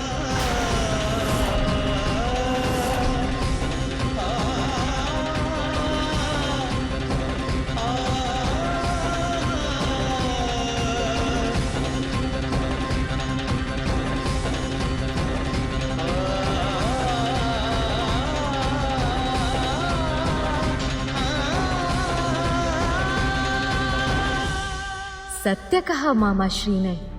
उस दिन माता सती ने शिवजी के लिए स्वयंवर में प्रस्तुत सभी लोगों के विरुद्ध जाकर अपने अटूट प्रेम का उदाहरण प्रस्तुत किया था। देवी सती को अपने प्रेम पर और महादेव से मिले वरदान पर पूर्ण विश्वास था। इसीलिए प्रजापति दक्ष के छल करने के पश्चात भी उन्हें पूरा भरोसा था कि महादेव वहां अवश्य आएंगे, और महादेव ने उस विश्वास की लाज भी रखी।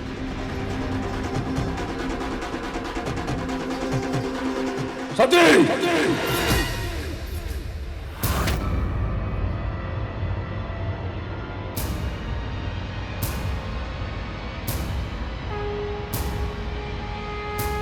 ओम नमः शिवाय।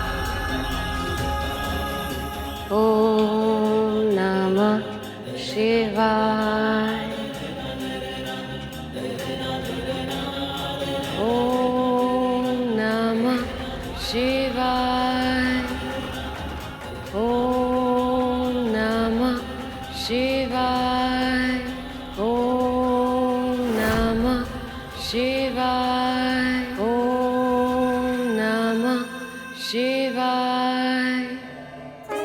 सती, प्रजापति दक्ष के आमंत्रण ना देने पर मैं स्वयंवर में ना आने के लिए विवश था, किंतु अब अपने आवाहन पर मैं अवश्य आऊंगा।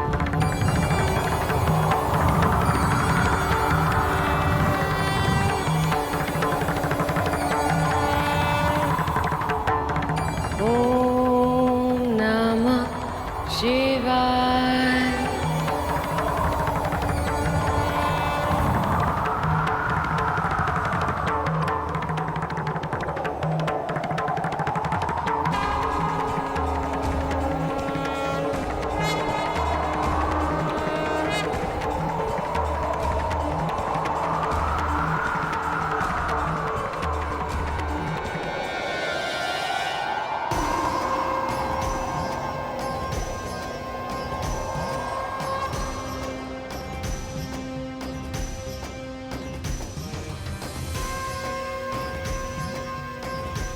ओम नमः शिवाय।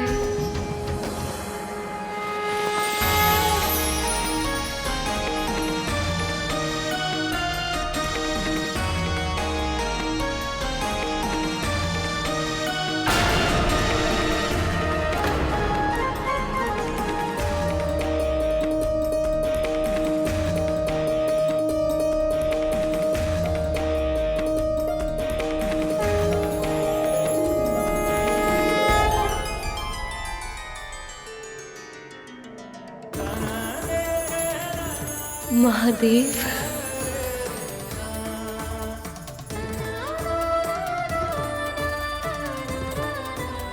मेरे आराध्य शिव, आपने अपना वचन निभा के मेरा मान सम्मान रखा है। कोटि कोटि नमन प्रभु, कोटि कोटि नमन।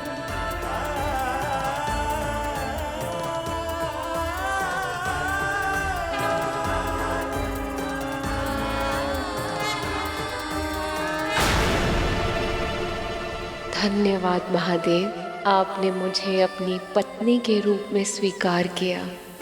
आप ही मेरी शक्ति रूप हैं देवी, और हमेशा रहेंगी।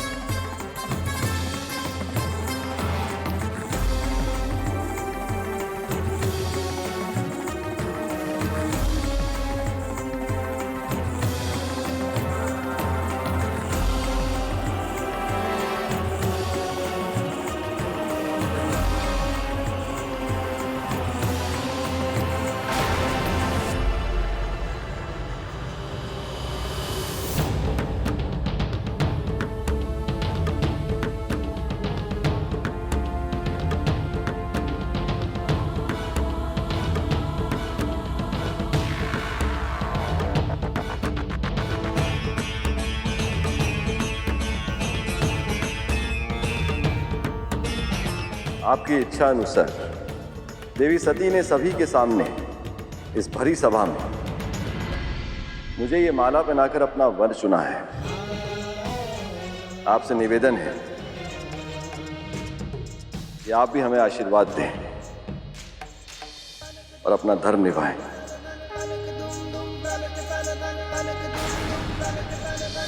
सतीपति महादेव शिवशंकर की जय। सतीपति महादेव शिवशंकर की।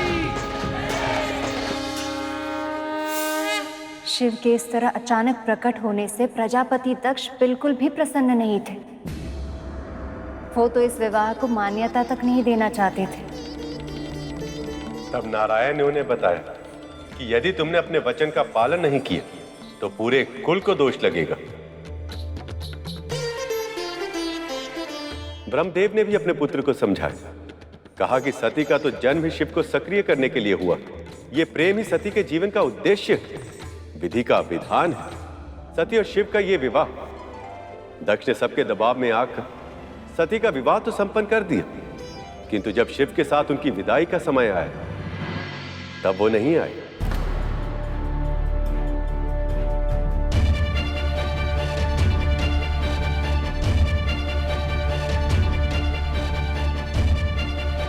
अपनी विदाई में अपने पिता को न पाकर कितना दुख हुआ होगा ना माता सती को, है ना प्रभु?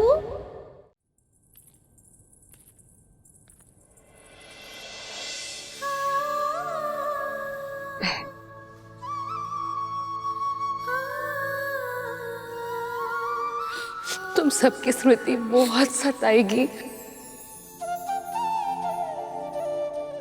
अपना ध्यान रखना और माता पिता का भी। माँ, मैं यहाँ से जा रही हूँ, इसका अर्थ ये नहीं कि अब नाता टूट गया।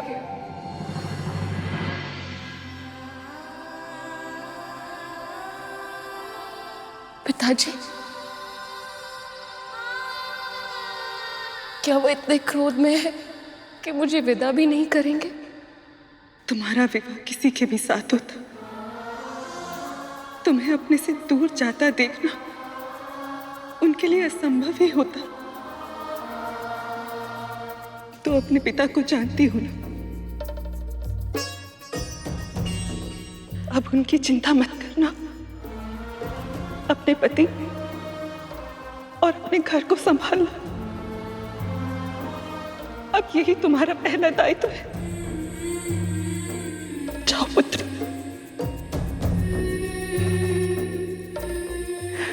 सदैव सुखी रहना।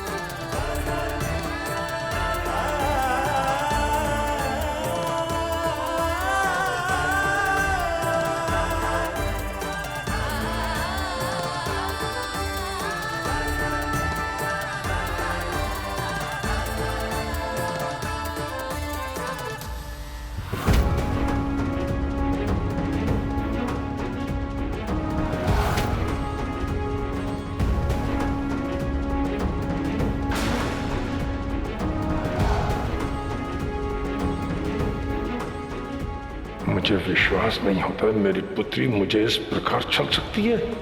अपने पिता के विरुद्ध जाकर उस असभ्य अघोरी से विवाह कर सकती है।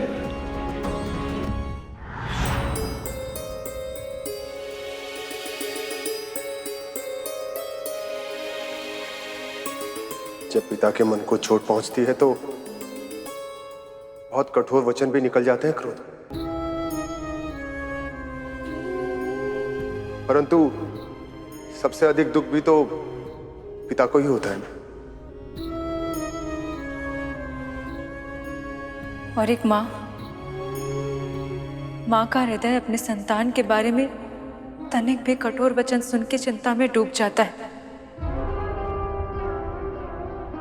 पर वो करे भी क्या,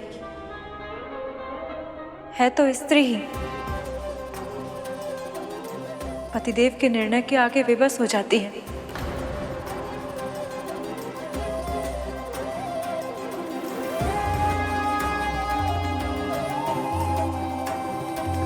जरूर इन दोनों के मन में कोई बोझ है जो ये हमें बता नहीं रहे। इन दोनों के कष्टों को दूर करने हम यहाँ आए हैं प्रभु।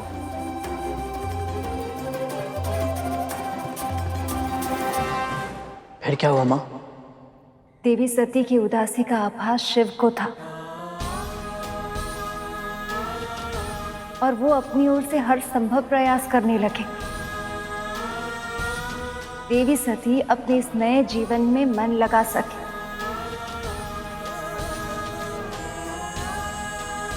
अपने अतीत को पीछे छोड़कर अपने इस प्रेम के संसार में सुख से रहे।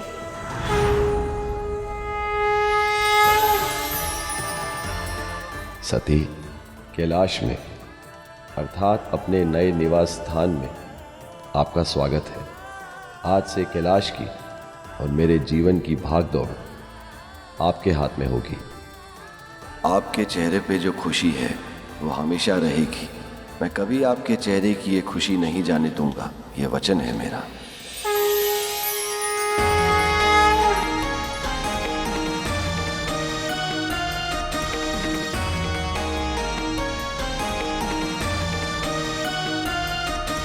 शिव और सती का विवाह तो संपन्न हुआ, किंतु उस विवाह में कोई ना कोई संकट तो आता ही है जिसमें अपने माता पिता की सहमति ना हो।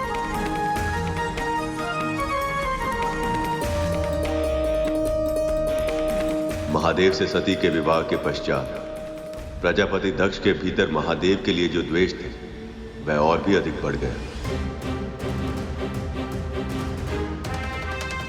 तूने एक पिता से उसके प्राणों से अधिक प्रिय पुत्री को छीनकर बहुत बड़ा अपराध किया शिव। तुझे इसका दंड समय आने पर अवश्य दूंगा। तुझे मेरी तरह सहनीय पीड़ा सहनी होगी।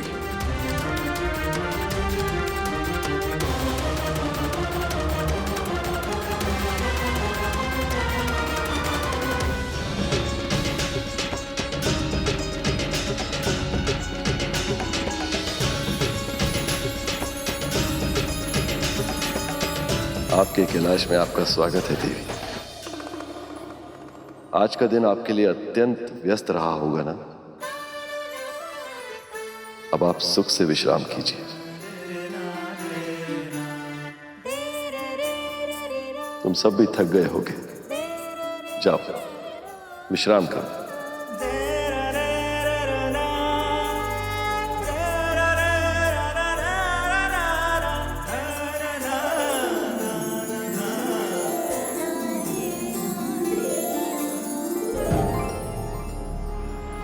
अभी अभी तो विवाह हुआ है, भोलेनाथ अभी से ध्यान में बैठ गए।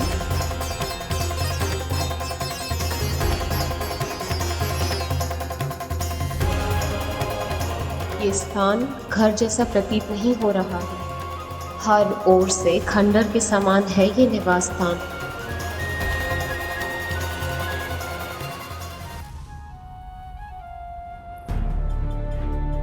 अब क्या करूं? कुछ समझ नहीं आ रहा।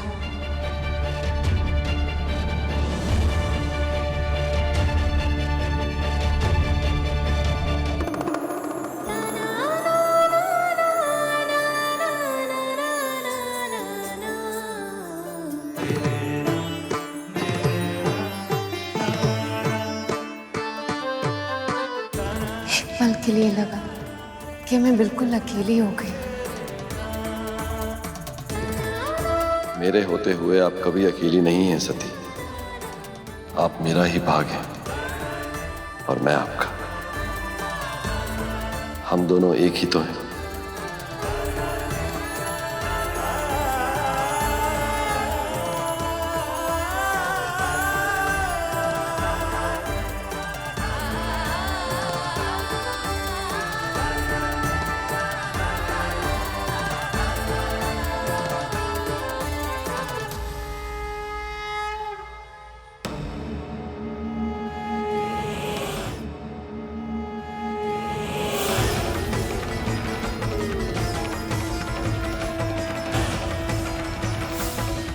तुमने मेरी सबसे प्यारी पुत्री को मुझसे छीना है।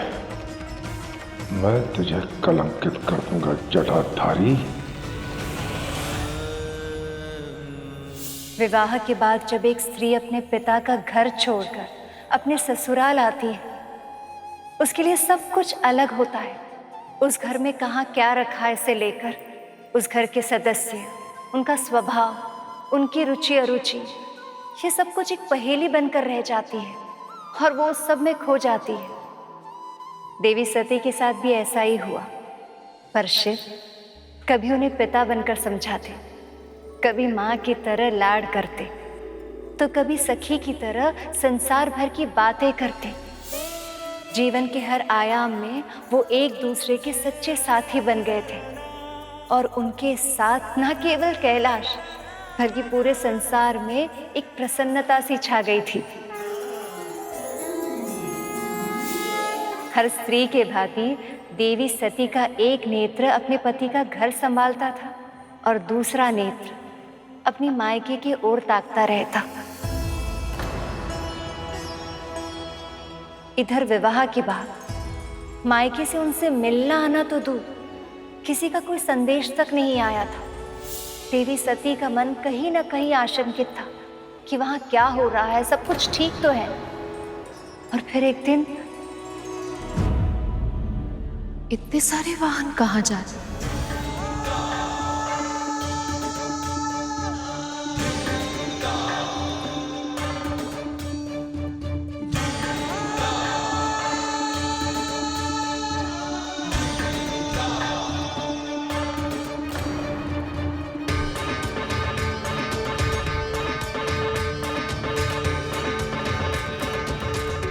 ये सब हमारी ओर क्यों नहीं देख रहे?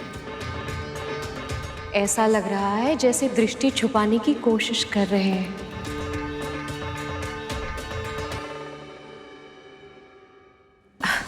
नहीं नहीं, ये तो भ्रम होगा मेरा।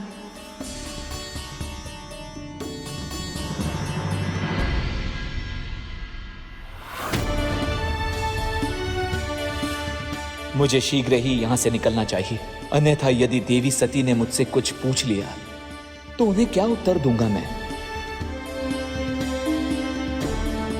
अरे, ये तो वायुदेव और अग्निदेव है। दूर से ही सही, एक बार महादेव का अभिवादन भी नहीं किया। ये सारे देवगण इतना विचित्र व्यवहार क्यों कर रहे हैं?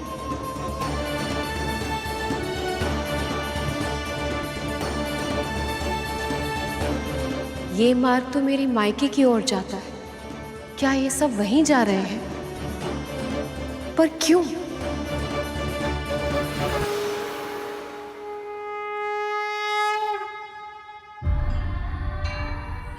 हमें क्षमा करना सती, परिस्थितियां कुछ ऐसी हैं कि हमें तुमसे बिना मिले ही जाना पड़ रहा है।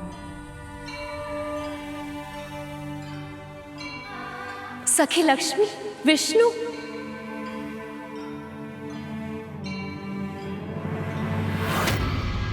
नारायण नारायण। देवर्षि नारद, प्रणाम।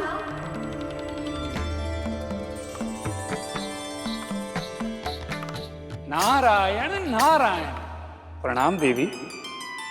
आप सब इतनी शीघ्रता से कहाँ जा रहे हैं? प्रजापति दक्ष के यज्ञ में देवी।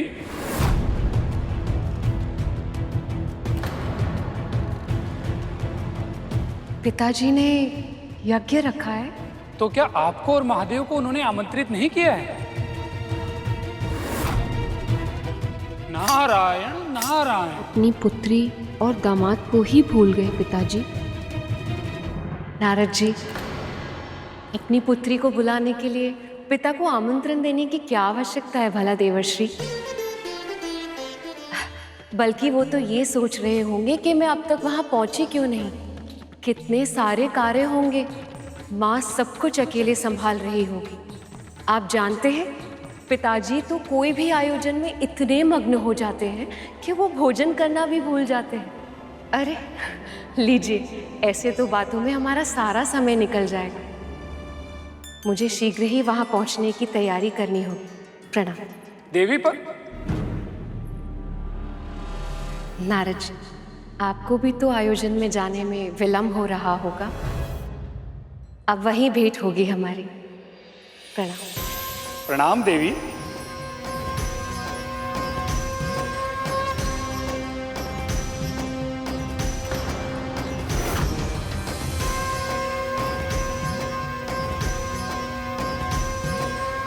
नारायण नारायण।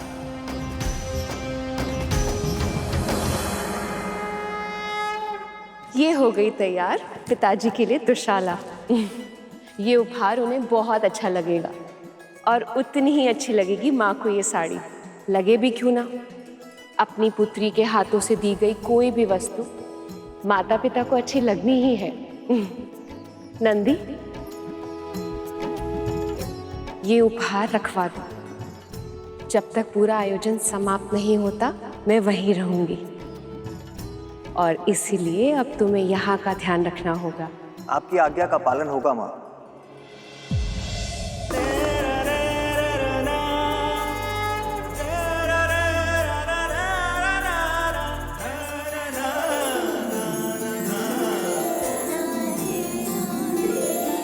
माँ, प्रभु को समाधि से उठाना क्या उचित होगा?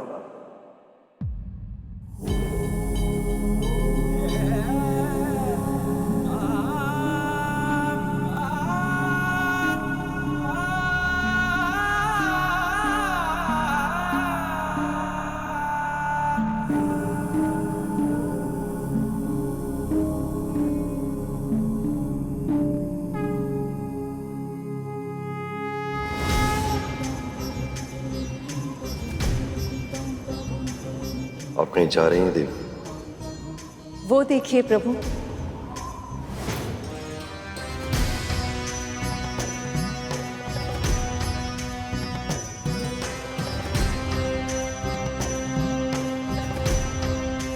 सभी देवी देवता वहां जा रहे हैं। मेरे पिताजी ने बहुत बड़े यज्ञ का आयोजन किया है। अब आप भी उठिए, नहीं तो हम दोनों सबसे अंत में पहुंचेंगे। नियंत्रण आने की प्रतीक्षा तो देव आदि देव महादेव भी आमंत्रण निमंत्रण की औपचारिकता में फंसते होंगे, इसकी कल्पना नहीं की थी मैं। वो मेरा ही घर है स्वामी, आप मेरे पति हैं, उस घर के दामाद हैं। हमें निमंत्रण की क्या आवश्यकता है भला? नियमों का महत्व यदि हम नहीं समझेंगे तो और कौन समझेगा देवी? नियम अनुसार बिना बुलाए कहीं जाना नहीं चाहिए। बुलाने की प्रतीक्षा करनी पड़े तो इसमें अपमान कैसा प्रभु? जानते हैं, बाल्य अवस्था में जब मैं अचानक से कोई कार्य कर देती थी तो पिताजी बहुत प्रसन्न होते थे। ठीक वैसे ही आज भी हम दोनों को वहां अचानक देखकर पिताजी के मुख पर फिर से प्रसन्नता छा जाएगी। पहले आप उनकी पुत्री हुआ करती थी, आज आप मेरी पत्नी हैं। पर दोनों मैं ही तो हूं। हमारा विवाह हो गया, केवल इसलिए दो भागों में बढ़ जाना ही स्त्री की नियति है।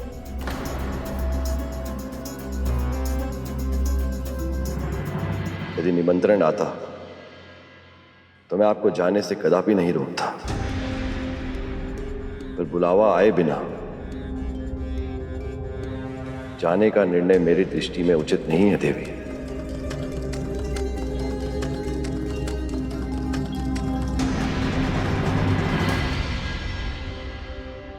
आइए प्रभु, पधारिए।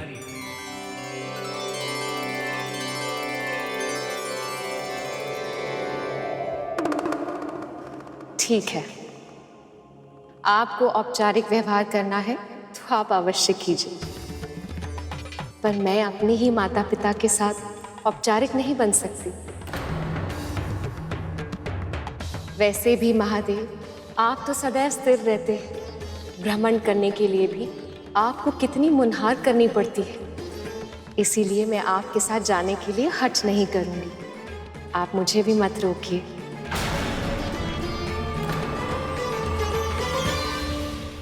आइए प्रभु, आइए।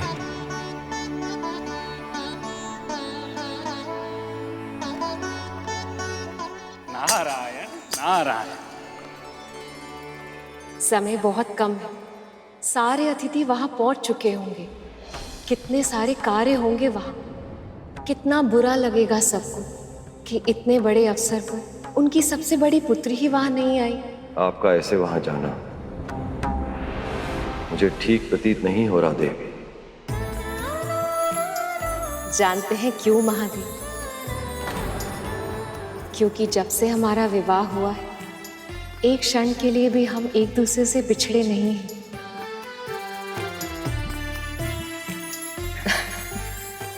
पर मैं सदा के लिए थोड़ी ना जा रही हूँ मेरे भोले बाबा। यज्ञ समाप्त होते ही वापस लौट आऊंगी। आप समझ नहीं रही हैं देवी, निमंत्रण के बिना कहीं जाना अनिष्ट होता है।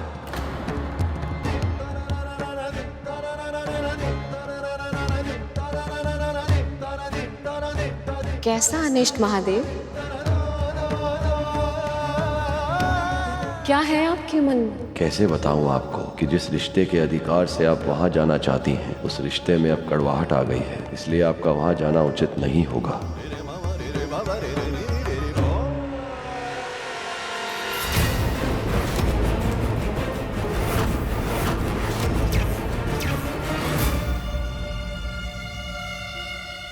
भावनाओं को शब्दों में बांधना कठिन होता है। ऐसा कुछ है जो मुझे खटक रहा है। आप व्यर्थ ही चिंतित हो रहे हैं। मैं अपने पिता के महल जा रही हूँ, किसी दुष्ट राक्षस से युद्ध करने उसकी गुफा में नहीं। वो मेरा घर है स्वामी, वहां मेरा अनिष्ट कैसे हो सकता है भला? बस मेरे लौटने की प्रतीक्षा कीजिए। और उससे भी उत्तम है, आपको निमंत्रण की आवश्यकता है, इसीलिए मैं आपको अभी से निमंत्रण दे रही हूँ। यज्ञ समाप्त होते ही आप मुझे लेने आ जाइए। आएंगे ना? कितना समय हो गया है, अपने पिताजी, माँ को, बहनों को नहीं देखा मैं। पिताजी से तो विदाई में भी नहीं मिल पाई थी। जाने दीजिए ना महादेव, मेरे लिए।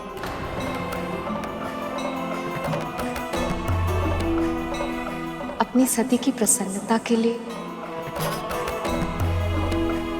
मान जाइए।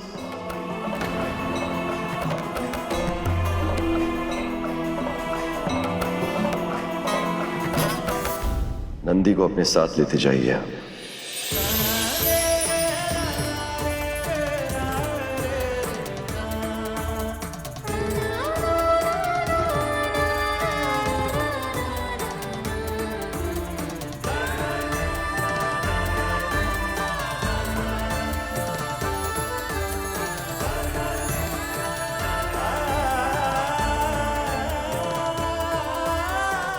जाने किस अशुभता के विचार से मेरा मन विचलित हो रहा है।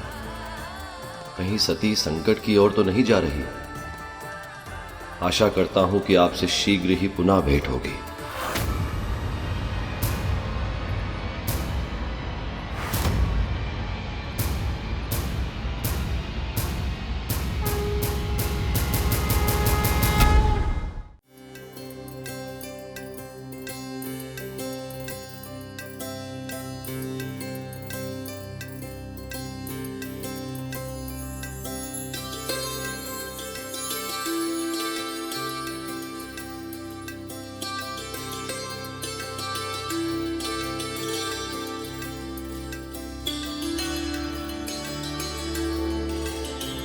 हमारी सभी पुत्रियां और दामाद पधारे।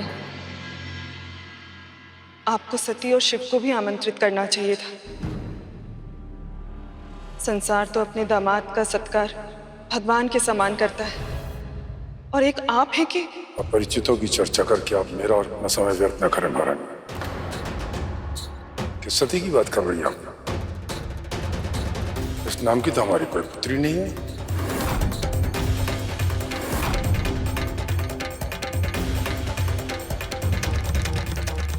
जानते हो नंदी, पिताजी क्या सोच रहे होंगे कि मैं अब तक आई क्यों नहीं, और मेरी बहनें मुझसे मिलने के लिए कितनी व्याकुल होंगी।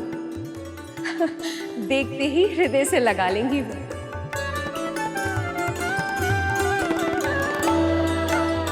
और माँ के लिए अपनी मन की भावनाओं को शब्दों में व्यक्त करना बहुत कठिन होता है, पर आंखें सब कह देती हैं।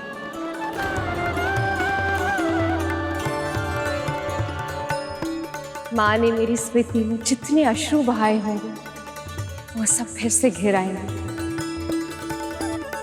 जानते हो नंदी, माँ का हृदय भी कितना विचित्र होता है ना, सुख में भी रोता है और दुख में भी।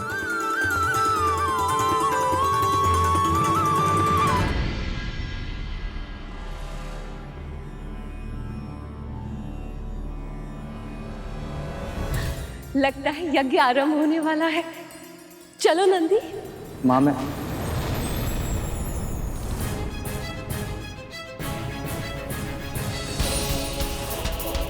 तुम भी महादेव की तरह हिचक रहे हो? ठीक है, कोई बात नहीं, तुम यहीं प्रतीक्षा करो, मैं सबसे भेंट कर लूं, फिर वो स्वयं तुम्हें भीतर बुलाएंगे।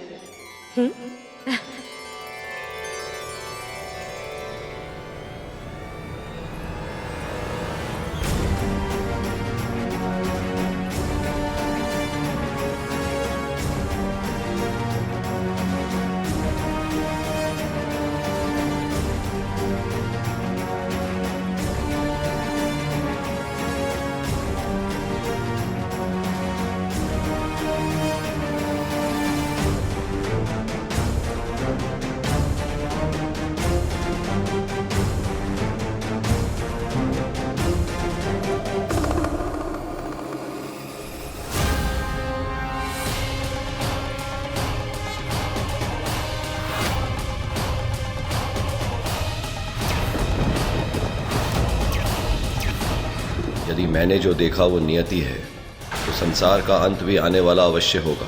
मैं सती को चाहकर भी रोक नहीं पाया।